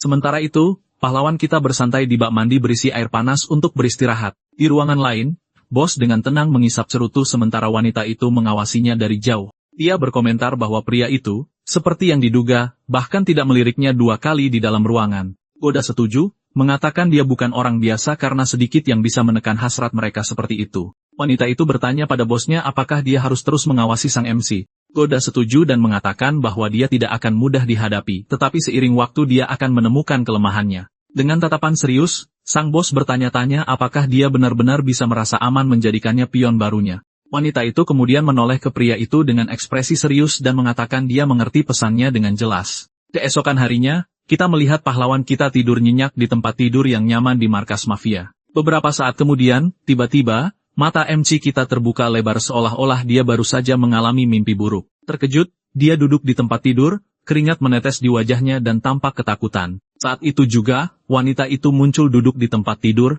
mengucapkan selamat pagi sambil menyeka keringat di wajahnya. Tojo berterima kasih atas perhatiannya dan berkata dia harus pergi, memintanya untuk berterima kasih pada Goda untuknya. Tapi wanita itu bilang tidak perlu terburu-buru dan menunjukkan remote TV agar dia bisa melihat sesuatu. Di TV, berita melaporkan kebakaran yang mengakibatkan meninggalnya Yoshida dan putranya. Pria itu terkesan dengan kecepatannya tetapi bertanya tentang 8 preman lain yang ada di sana. Ayame menjelaskan mereka adalah penjahat dan tidak ada yang peduli jika mereka mati seperti itu. Dia kemudian mengajaknya untuk berhenti mengkhawatirkan segalanya dan nikmati saja momen bersamanya di sana. Dengan tatapan serius, MC kita mendekati wanita itu dan menanyakan namanya. Dia tersenyum, memperkenalkan dirinya sebagai Ayame Munakata, senang dia akhirnya memutuskan untuk bertanya. Tapi Tojo meminta maaf dan mengatakan ada sesuatu yang harus dia urus, menjauh darinya di atas tempat tidur. Dengan tatapan kesal, wanita itu mengawasinya saat dia bangkit dan meninggalkan ruangan. Adegan kemudian membawa kita kembali ke jembatan tempat Tojo menghampiri Amano dan Yuji. Melihatnya, gadis itu terkejut dan berdiri untuk menyambutnya kembali setelah semua yang terjadi. Dengan air mata berlinang, Amano memeluknya erat dan berteriak lega karena dia akhirnya selamat. Dia kemudian berkata sambil tersenyum bahwa dia tahu Tojo akan kembali hidup-hidup pada akhirnya. Tokoh utama kita lalu berkata dengan tatapan serius bahwa mulai hari ini, mereka tidak akan diburu lagi. Mendengar kabar itu, gadis itu memeluknya lebih erat dan mulai menangis karena lega dan bahagia. Yuji juga menjadi emosional dan bertanya mengapa dia menangis karena kabar baik seperti itu. Adegan kemudian beralih ke sebuah bangunan tua yang usang tempat mereka bertiga menginap, dan ke sebuah meja yang penuh dengan makanan lezat. Yuji kemudian memuji gadis itu, mengatakan dia tidak tahu kalau Amano punya bakat memasak. Amano menyombongkan diri bahwa dia sudah hidup sendiri sejak umur 8 tahun dan tahu cara bertahan hidup dengan baik. Dengan itu, ketiganya mengangkat gelas mereka dan bersulang untuk merayakan kehidupan baru yang menanti mereka. Mereka kemudian duduk untuk makan bersama dan menikmati makanan damai pertama mereka setelah sekian lama. Setelah makan, Amano bertanya pada Tojo apa rencananya dengan hidupnya mulai sekarang. Pria itu menjawab bahwa dengan uang tunai yang dia ambil, dia berpikir untuk membuka bisnis kecil untuk mereka. Yuji menjadi bersemangat dengan ide itu, dan bertanya sambil tersenyum apakah itu berarti mereka sekarang adalah presiden. Gadis itu kemudian memberitahu Tojo bahwa apapun yang dia putuskan, dia akan membantunya dengan apapun yang dia butuhkan. Yuji menatap wanita itu dan bertanya apakah dia tidak akan kembali bekerja di klub itu setelah semua ini. Dia mengungkapkan bahwa adik laki-lakinya menderita suatu penyakit dan itulah sebabnya dia harus bekerja di sana untuk membantunya. Keduanya kemudian bersulang lagi, merayakan awal yang baru dan kesempatan baru yang diberikan kehidupan kepada mereka. Beberapa waktu kemudian, kita melihat Yuji tidur nyenyak di sofa ruang tamu, benar-benar pulas. Tokoh utama kita kemudian berbaring di kasur di lantai untuk beristirahat. Dengan mata terbuka, dia menatap langit-langit, sepertinya memikirkan semua yang telah terjadi. Saat itu, Amano muncul mengenakan kemejanya dan bertanya apakah Tojo akan mengizinkannya tinggal di sana bersama mereka. Pria itu berkata hanya ada satu tempat tidur dan satu sofa. Jadi dia akan tidur di lantai agar Amano bisa tidur di tempat tidur. Tapi wanita itu menghentikannya dan meletakkan tangan di bahunya untuk mendapatkan perhatiannya. Dia berkata lukanya belum sembuh dan mengajaknya untuk tidur bersama di ranjang yang sama. Keduanya kemudian berbaring berdampingan tetapi tanpa bersentuhan satu sama lain sepanjang malam. Sementara itu, Yuji terus tidur nyenyak di sofa ruang tamu, tidak tahu apa-apa. Amano kemudian mengungkapkan kepada pria itu bahwa dia sudah menyukainya sejak masa sekolah mereka. Tapi pahlawan kita sepertinya tertidur dan tidak menunjukkan reaksi apapun terhadap pengakuan gadis itu. Keesokan harinya, Yuji bertanya apakah wanita itu akan tinggal bersama mereka sementara seorang pria mengawasi mereka. MC kita membenarkan, mengatakan dia tidak punya tempat lain untuk pergi dan mereka perlu membeli tempat tidur baru. Temannya lalu berkomentar bahwa dengan barang yang mereka ambil, mereka bertiga bisa hidup enak untuk sementara waktu. Tapi tiba-tiba, sekelompok preman bertato muncul di depan mereka berdua di jalan. Salah satu perundung menatap mereka dengan seringai dan bertanya apakah mereka orang yang dicarinya.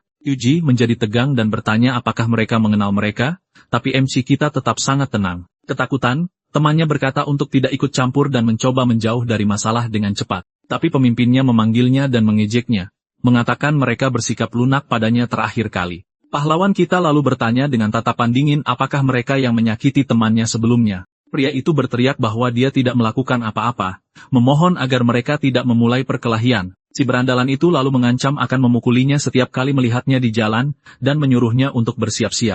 Trio perundung itu menatap kedua teman itu dengan jijik, siap untuk memulai perkelahian di sana. Tapi pemimpinnya menjadi kesal dan menampar wajah Tojo, bertanya apakah dia punya masalah. Tanpa membuang waktu, pahlawan kita membalas dengan pukulan telak tepat di wajah si penyerang. Dengan kekuatan pukulan itu, si berandalan itu terlempar dan menghantam tanah dengan keras, benar-benar tertegun. Dia tetap di tanah dengan wajah babak belur dan berlumuran cairan merah akibat pukulan yang diterimanya. Dua anak buah lainnya berlari untuk menolong bos mereka, dan menyebutnya bajingan karena melawan. MC kita lalu membuka kemejanya dan memperlihatkan dadanya yang penuh dengan bekas luka pertempuran. Para perundung terdiam sejenak terkejut dengan sikap pahlawan kita. Marah, pemimpinnya memerintahkan anak buahnya untuk mengeroyok pria itu, dan menghabisinya sekali untuk selamanya. Dengan itu, kedua preman itu berlari ke arah MC kita untuk menyerangnya bersama-sama. Tapi pria itu tersenyum sinis dan tampaknya lebih dari siap untuk pertarungan yang akan datang. Pertarungan dimulai, dan kedua anak buah itu menyerang pahlawan kita dengan sekuat tenaga. Tapi dia menghindar dengan mudah dan mendaratkan pukulan kuat tepat di wajah salah satu musuh.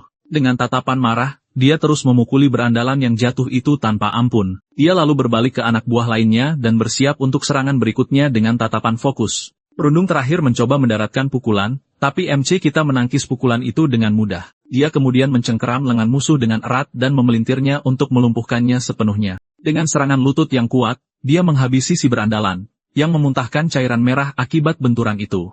Pemimpin kelompok itu tetap di lantai, terkejut dan membeku melihat anak buahnya dikalahkan. Ketakutan, bajingan itu minta bicara, tapi pahlawan kita terus mendekat. Dia lalu mencengkeram kerah pemimpin para perundung itu, siap untuk terus menghajarnya. Tanpa ragu, dia melayangkan pukulan kuat lainnya ke wajah musuh yang memprovokasinya. Tapi Yuji menahannya dan memintanya berhenti, karena hidup mereka akhirnya sudah stabil. Tojo melepaskannya dan memperingatkannya bahwa dia membiarkannya pergi hari ini, tapi lain kali akan berbeda. Anak buahnya membantu bosnya berdiri sementara tokoh utama kita berbalik untuk pergi. Mereka mengancamnya, mengatakan tahu alamatnya, tapi pria itu justru mengundang mereka untuk datang kapan saja. Yuji menjelaskan bahwa bos mereka adalah Kurosan, pria berbahaya yang menguasai seluruh area itu. Pahlawan kita lalu meletakkan tangan di bahu temannya untuk mencoba menenangkannya sedikit. Sambil tersenyum, dia menyarankan agar mereka melawan bos ini dan mengambil alih semuanya.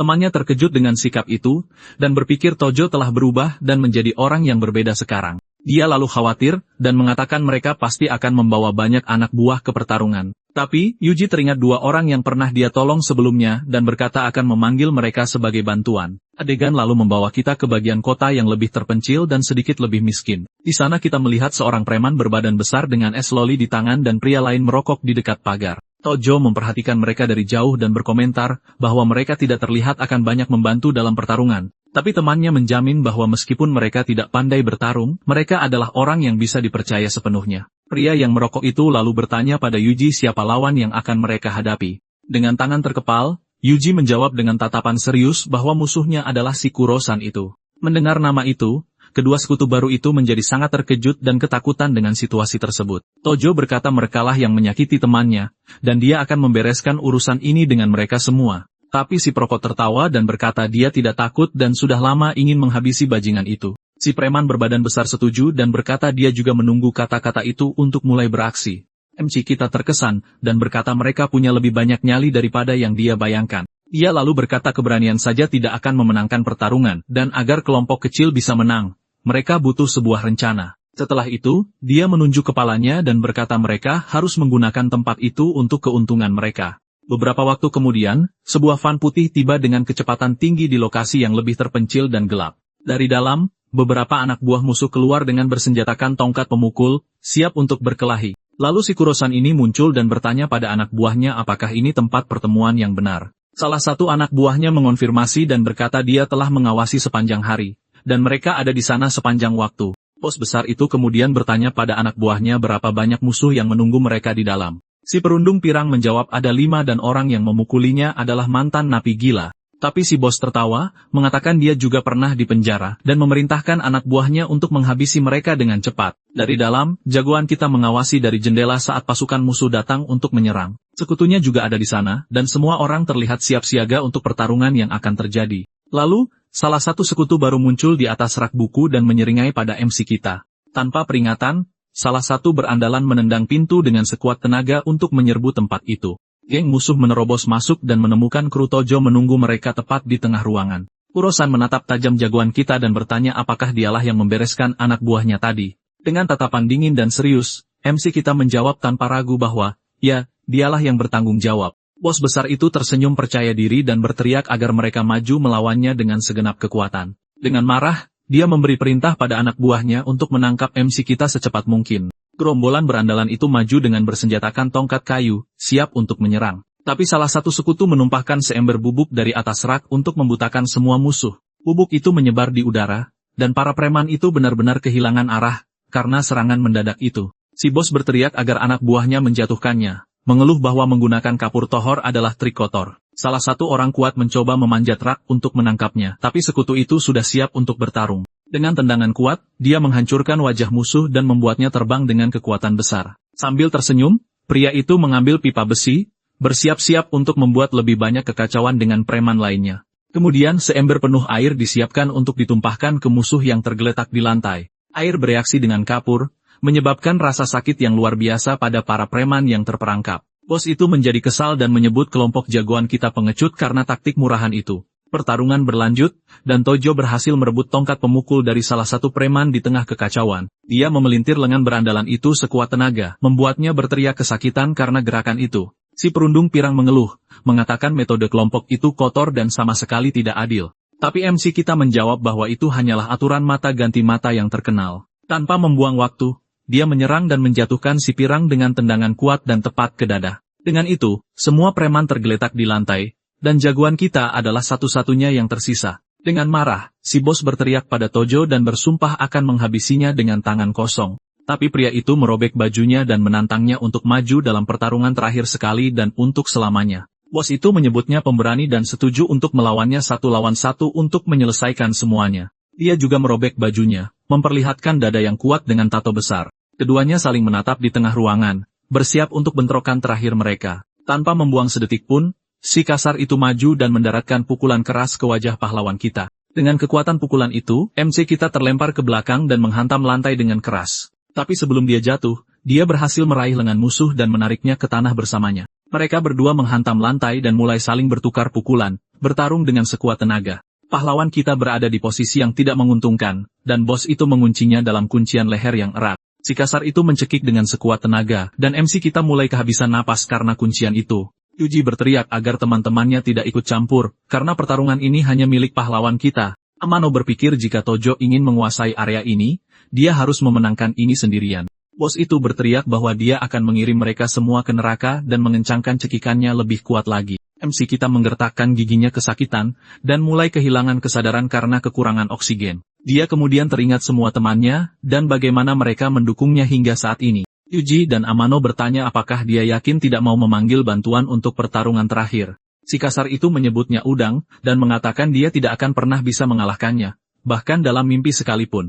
Tapi pahlawan kita berhasil berdiri, dan menghentakkan tanah dengan keras untuk melepaskan diri dari cekikan itu. Dia berhasil lepas, dan keduanya berpisah sejenak di tengah ruangan lagi. MC kita kemudian maju dan mendaratkan combo pukulan kuat tepat di wajah musuh. Bos itu benar-benar terkejut dan terpana oleh kekuatan dan kecepatan pukulan itu. MC kita mengejeknya, bertanya apakah hanya segitu kekuatan yang dimiliki bos itu. Marah karena ejekan itu, si kasar maju dengan pukulan kuat yang ditujukan pada pria itu. Tapi MC kita membalas dan mendaratkan sundulan keras tepat di wajah lawannya. Dengan senyum kesakitan, bos itu menantangnya untuk melihat siapa yang hancur lebih dulu dalam pertarungan ini. Dengan itu, mereka mulai saling adu sundulan brutal di tengah ruangan, tanpa henti. MC kita meraih kepala musuh dan terus menyerangnya dengan sekuat tenaga. Pertukaran pukulan terus berlanjut dan banyak cairan merah memercik kemana-mana dari benturan itu. Wajah mereka berdua benar-benar hancur, tetapi tidak ada yang mundur dari pertarungan. Para preman yang kalah bertanya-tanya apakah bos pingsan karena combo pukulan itu, tapi pahlawan kita mundur dan menatapnya tajam sementara si bos hampir tidak bisa berdiri tegak. Dengan tatapan kemenangan, dia mendekati musuh yang jatuh berlutut di lantai. Teman-teman MC terkejut melihat pemandangan itu, menyadari betapa kuatnya dia sekarang. Sambil terbaring di tanah, si berandalan memerintahkan anak buahnya untuk tidak hanya diam dan segera menyerang. Tapi si pria kekar itu berdiri dan berkata mereka tidak akan bisa melewatinya apapun yang terjadi. Amano kemudian berteriak agar mereka berhenti, karena pertarungan sudah berakhir dengan kekalahan si bos. Musuhnya jatuh ke lantai kelelahan, bersandar ke dinding agar tidak pingsan sepenuhnya. Dengan tatapan kemenangan, pahlawan kita mengatakan dia kalah dan sekarang skor mereka impas. Tapi dia berbalik dan berkata dia masih belum membayar atas apa yang mereka lakukan pada sahabatnya, Yuji. Tanpa berpikir dua kali, dia menendang wajah si bos dengan kekuatan penuh untuk menyelesaikan urusannya. Si berandalan itu pingsan seketika dan jatuh ke lantai dengan kekalahan telak. Dengan wajahnya yang babak belur, si bos berteriak kesakitan dan marah di lantai, benar-benar kalah. Si pirang itu lalu berteriak bahwa dia sudah menelepon sepupunya yang polisi dan tidak ada yang akan lolos.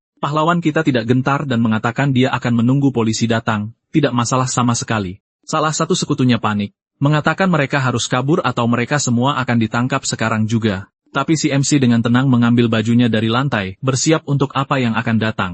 Dia menyuruh teman-temannya untuk tenang karena tidak ada yang akan ditangkap dan mereka akan menunggu. Si perokok masih meragukannya, mengatakan mereka mungkin benar-benar celaka dalam situasi ini. Tapi Yuji menenangkannya, mengatakan semuanya baik-baik saja dan untuk percaya pada temannya. Saat itu, terdengar langkah kaki, dan polisi akhirnya tiba di lokasi kekacauan. Seorang petugas bertanya apa yang terjadi di sana. Melihat semua berandalan tergeletak di lantai, si pirang menunjuk ke arah kelompok itu dan menuduh pahlawan kita yang memulai seluruh perkelahian. Polisi itu menatap si MC, dan secara ironis memujinya karena punya nyali untuk menghajar sepupunya. Pahlawan kita mengerti situasinya dan menyadari itulah mengapa si bos begitu sombong. Petugas itu berkata sekarang sudah terlambat, dan dia akan punya waktu selamanya untuk memikirkan kebodohannya di penjara. Tapi pria itu menatapnya dengan dingin dan bertanya apakah dia benar-benar punya wewenang sebesar itu. Sambil menyeringai, polisi itu menyombongkan diri bahwa di tempat ini, dialah hukum dan bisa melakukan apapun yang dia mau. Si pirang meminta sepupunya untuk mengizinkannya memukul anak itu sekali sebelum membawanya ke sel. Petugas itu setuju dengan senyum jahat dan memerintahkan anak buahnya untuk menangkap semua orang di sana. Mengikuti perintah, polisi lain maju dengan tongkat mereka yang siap beraksi. Tapi pahlawan kita mengeluarkan ponselnya dan bertanya apakah dia boleh menelepon sebentar. Petugas itu menertawakannya, mengatakan tidak ada seorang pun di sekitar sini yang bisa melawan wewenangnya. Tapi pahlawan kita memperingatkannya bahwa dalam 5 menit, dia akan berlutut memohon ampun. Pria pirang itu bertanya apakah dia tidak tahu tentang hubungan antara polisi itu dan kepala polisi Tanaka. Preman itu menyombongkan diri bahwa polisi itu adalah keponakan kepala polisi dan di atas mereka ada Manjiro yang berkuasa. Sambil tersenyum, MC kita berpikir sendiri bahwa mereka tidak tahu dia sudah menghabisi si Manjiro ini. Polisi itu menyuruhnya menelpon agar mereka bisa lihat siapa yang pada akhirnya akan berlutut. Pahlawan kita menelepon AM untuk meminta bantuan dari bos barunya. Dia menelepon sementara polisi dan sepupunya mengawasinya dengan jijik dan percaya diri. Di seberang telepon, MC kita berbicara dengan AM dan memintanya untuk menyampaikan pesan. Dengan tatapan serius, dia berpikir ini adalah kesempatan bagus untuk melihat apakah Goda benar-benar bisa diandalkan. Di kantornya, wanita itu mengetuk pintu untuk masuk dan berbicara dengan bosnya tentang masalah itu. Dia menghampiri dan memberitahu bos besar bahwa Manabu Tojo sedang meminta bantuannya sekarang. Goda mendengarkan pesan asistennya dengan sangat hati-hati, tapi dia menyuruhnya untuk menolak, mengatakan anak itu belum berguna dan sudah banyak maunya. Wanita itu setuju dan berjalan ke arah bos. Tapi dia mengingatkannya bahwa jika mereka membiarkannya sekarang, itu bisa berdampak buruk pada kredibilitasnya. AM mengatakan kepercayaan adalah jalan dua arah dan dia masih memegang kendali atasnya. Bos itu mengalah dan memerintahkan Muto untuk menanganinya, tapi memperingatkan bahwa Tojo akan membayar mahal untuk ini. Kembali ke pertarungan, polisi itu mengejeknya, menanyakan apa yang terjadi dengan semua omong besarnya tadi. Pahlawan kita tetap diam, bertanya-tanya apakah Goda tidak berniat untuk benar-benar menyelamatkannya. Polisi itu lelah menunggu dan memerintahkan anak buahnya untuk membawa semua orang ke kantor polisi sekarang juga. Tapi tiba-tiba, salah satu sekutu baru pahlawan kita mencengkeram salah satu tangan polisi itu dengan erat. Para polisi terkejut dengan sikap kasar orang itu saat dia menatap mereka dengan tatapan serius. Polisi itu mengancamnya, bertanya apakah dia tahu apa yang terjadi pada orang yang berani menyentuh polisi. Pria pirang itu berteriak agar mereka menyerah dan berhenti melawan, karena mereka sudah tamat. Salah satu sekutu menatap pahlawan kita, bertanya-tanya apakah ini benar-benar akhir bagi mereka. Tapi tiba-tiba, telepon polisi itu mulai berdering dengan panggilan dari kepala polisinya di kantor. Dia berteriak pada bawahannya, mengatakan dia benar-benar mengacau kali ini. Polisi itu bingung, mengatakan dia hanya menangkap beberapa preman di jalan. Di seberang telepon, kepala polisi bertanya apakah dia kebetulan sedang membicarakan Manabu Tojo. Ketakutan, polisi itu mengkonfirmasi kecurigaan bosnya, yang terdengar sangat marah padanya. Dengan senyum kemenangan, MC kita berpikir keadaan menjadi sangat menarik. Polisi itu setuju untuk segera melepaskannya dan menutup telepon dengan atasannya. Pria pirang itu tidak mengerti dan bertanya apa yang terjadi dan mengapa dia tidak menangkap mereka saja. Karena marah, polisi itu berteriak agar sepupunya menutup mulut dan menyebutnya idiot di depan semua orang. Lalu dia memukul pria pirang itu dengan tongkatnya dan menuduhnya menyentuh pahlawan kita. Dua petugas menyerahkan sebuah tongkat kepada MC sebagai cara meminta maaf. Sepupu si pirang meminta maaf, mengatakan itu semua hanya salah paham dan orang-orang lainlah yang sampah. Tapi Tojo mengingatkannya pada apa yang dia katakan sebelumnya, dan menatapnya dengan mata penuh kebencian dan dendam. Dengan tatapan dingin, dia memerintahkan polisi itu untuk berlutut dan meminta maaf atas perbuatannya. Ketakutan, polisi itu berlutut di lantai dan mulai membungkuk, meminta pengampunan. Dia memohon agar pahlawan kita mengampuni nyawanya sambil membungkuk berulang kali di tanah. Anak buahnya dan para perundung lainnya menyaksikan adegan itu dalam diam, benar-benar terkejut dengan semuanya.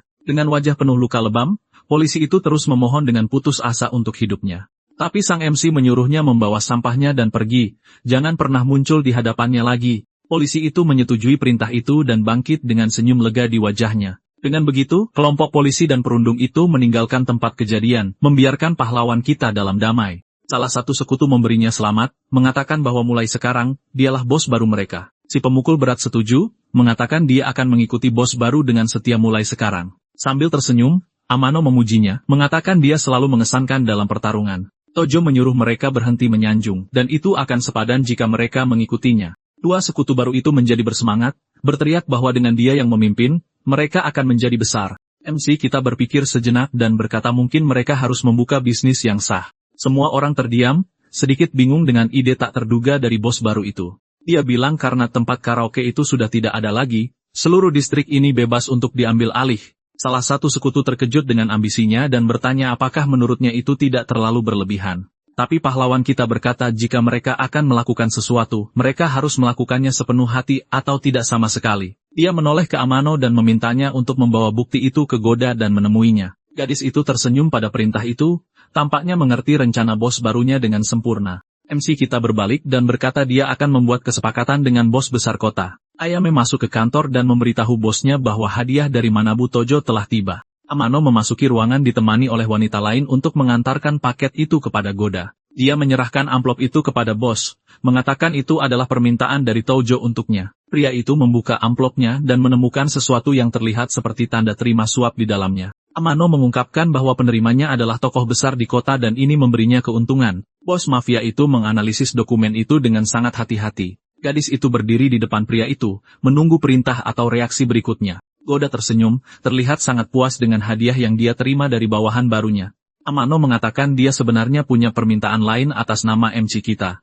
Bos menyuruhnya untuk bicara langsung, dan dia mengungkapkan langkah selanjutnya dari rencana mereka. Dengan tatapan serius, dia mengatakan target mereka berikutnya adalah Shuha Yoshimura yang berbahaya. Tapi bos mengatakan dia tidak sepadan dengan waktunya, dan dia tidak akan terlibat dengan orang itu. Gadis itu memintanya untuk memutuskan hubungannya dengan polisi, dan mereka akan menangani sisanya. Goda setuju tapi bertanya apa untungnya baginya, sambil meraba kaki gadis itu. Dia bilang begitu mereka selesai, dia akan mendapatkan imbalan yang pantas atas semua bantuannya. Dalam kilas balik, salah satu sekutu menjelaskan bahwa target menguasai distrik dan memiliki 10 tempat usaha. Dia juga mengungkapkan bahwa Kuroki hanyalah salah satu anak buahnya dan dia membayar kepala polisi untuk perlindungan. Pahlawan kita menyimpulkan bahwa untuk mendapatkan target, mereka harus membungkam kepala polisi terlebih dahulu. Salah satu sekutu mengangguk setuju dengan logika rencana pahlawan kita. Dengan tatapan gelap, dia berpikir bahwa jika uangnya dalam bahaya, bahkan Goda pun tidak akan bisa membungkamnya.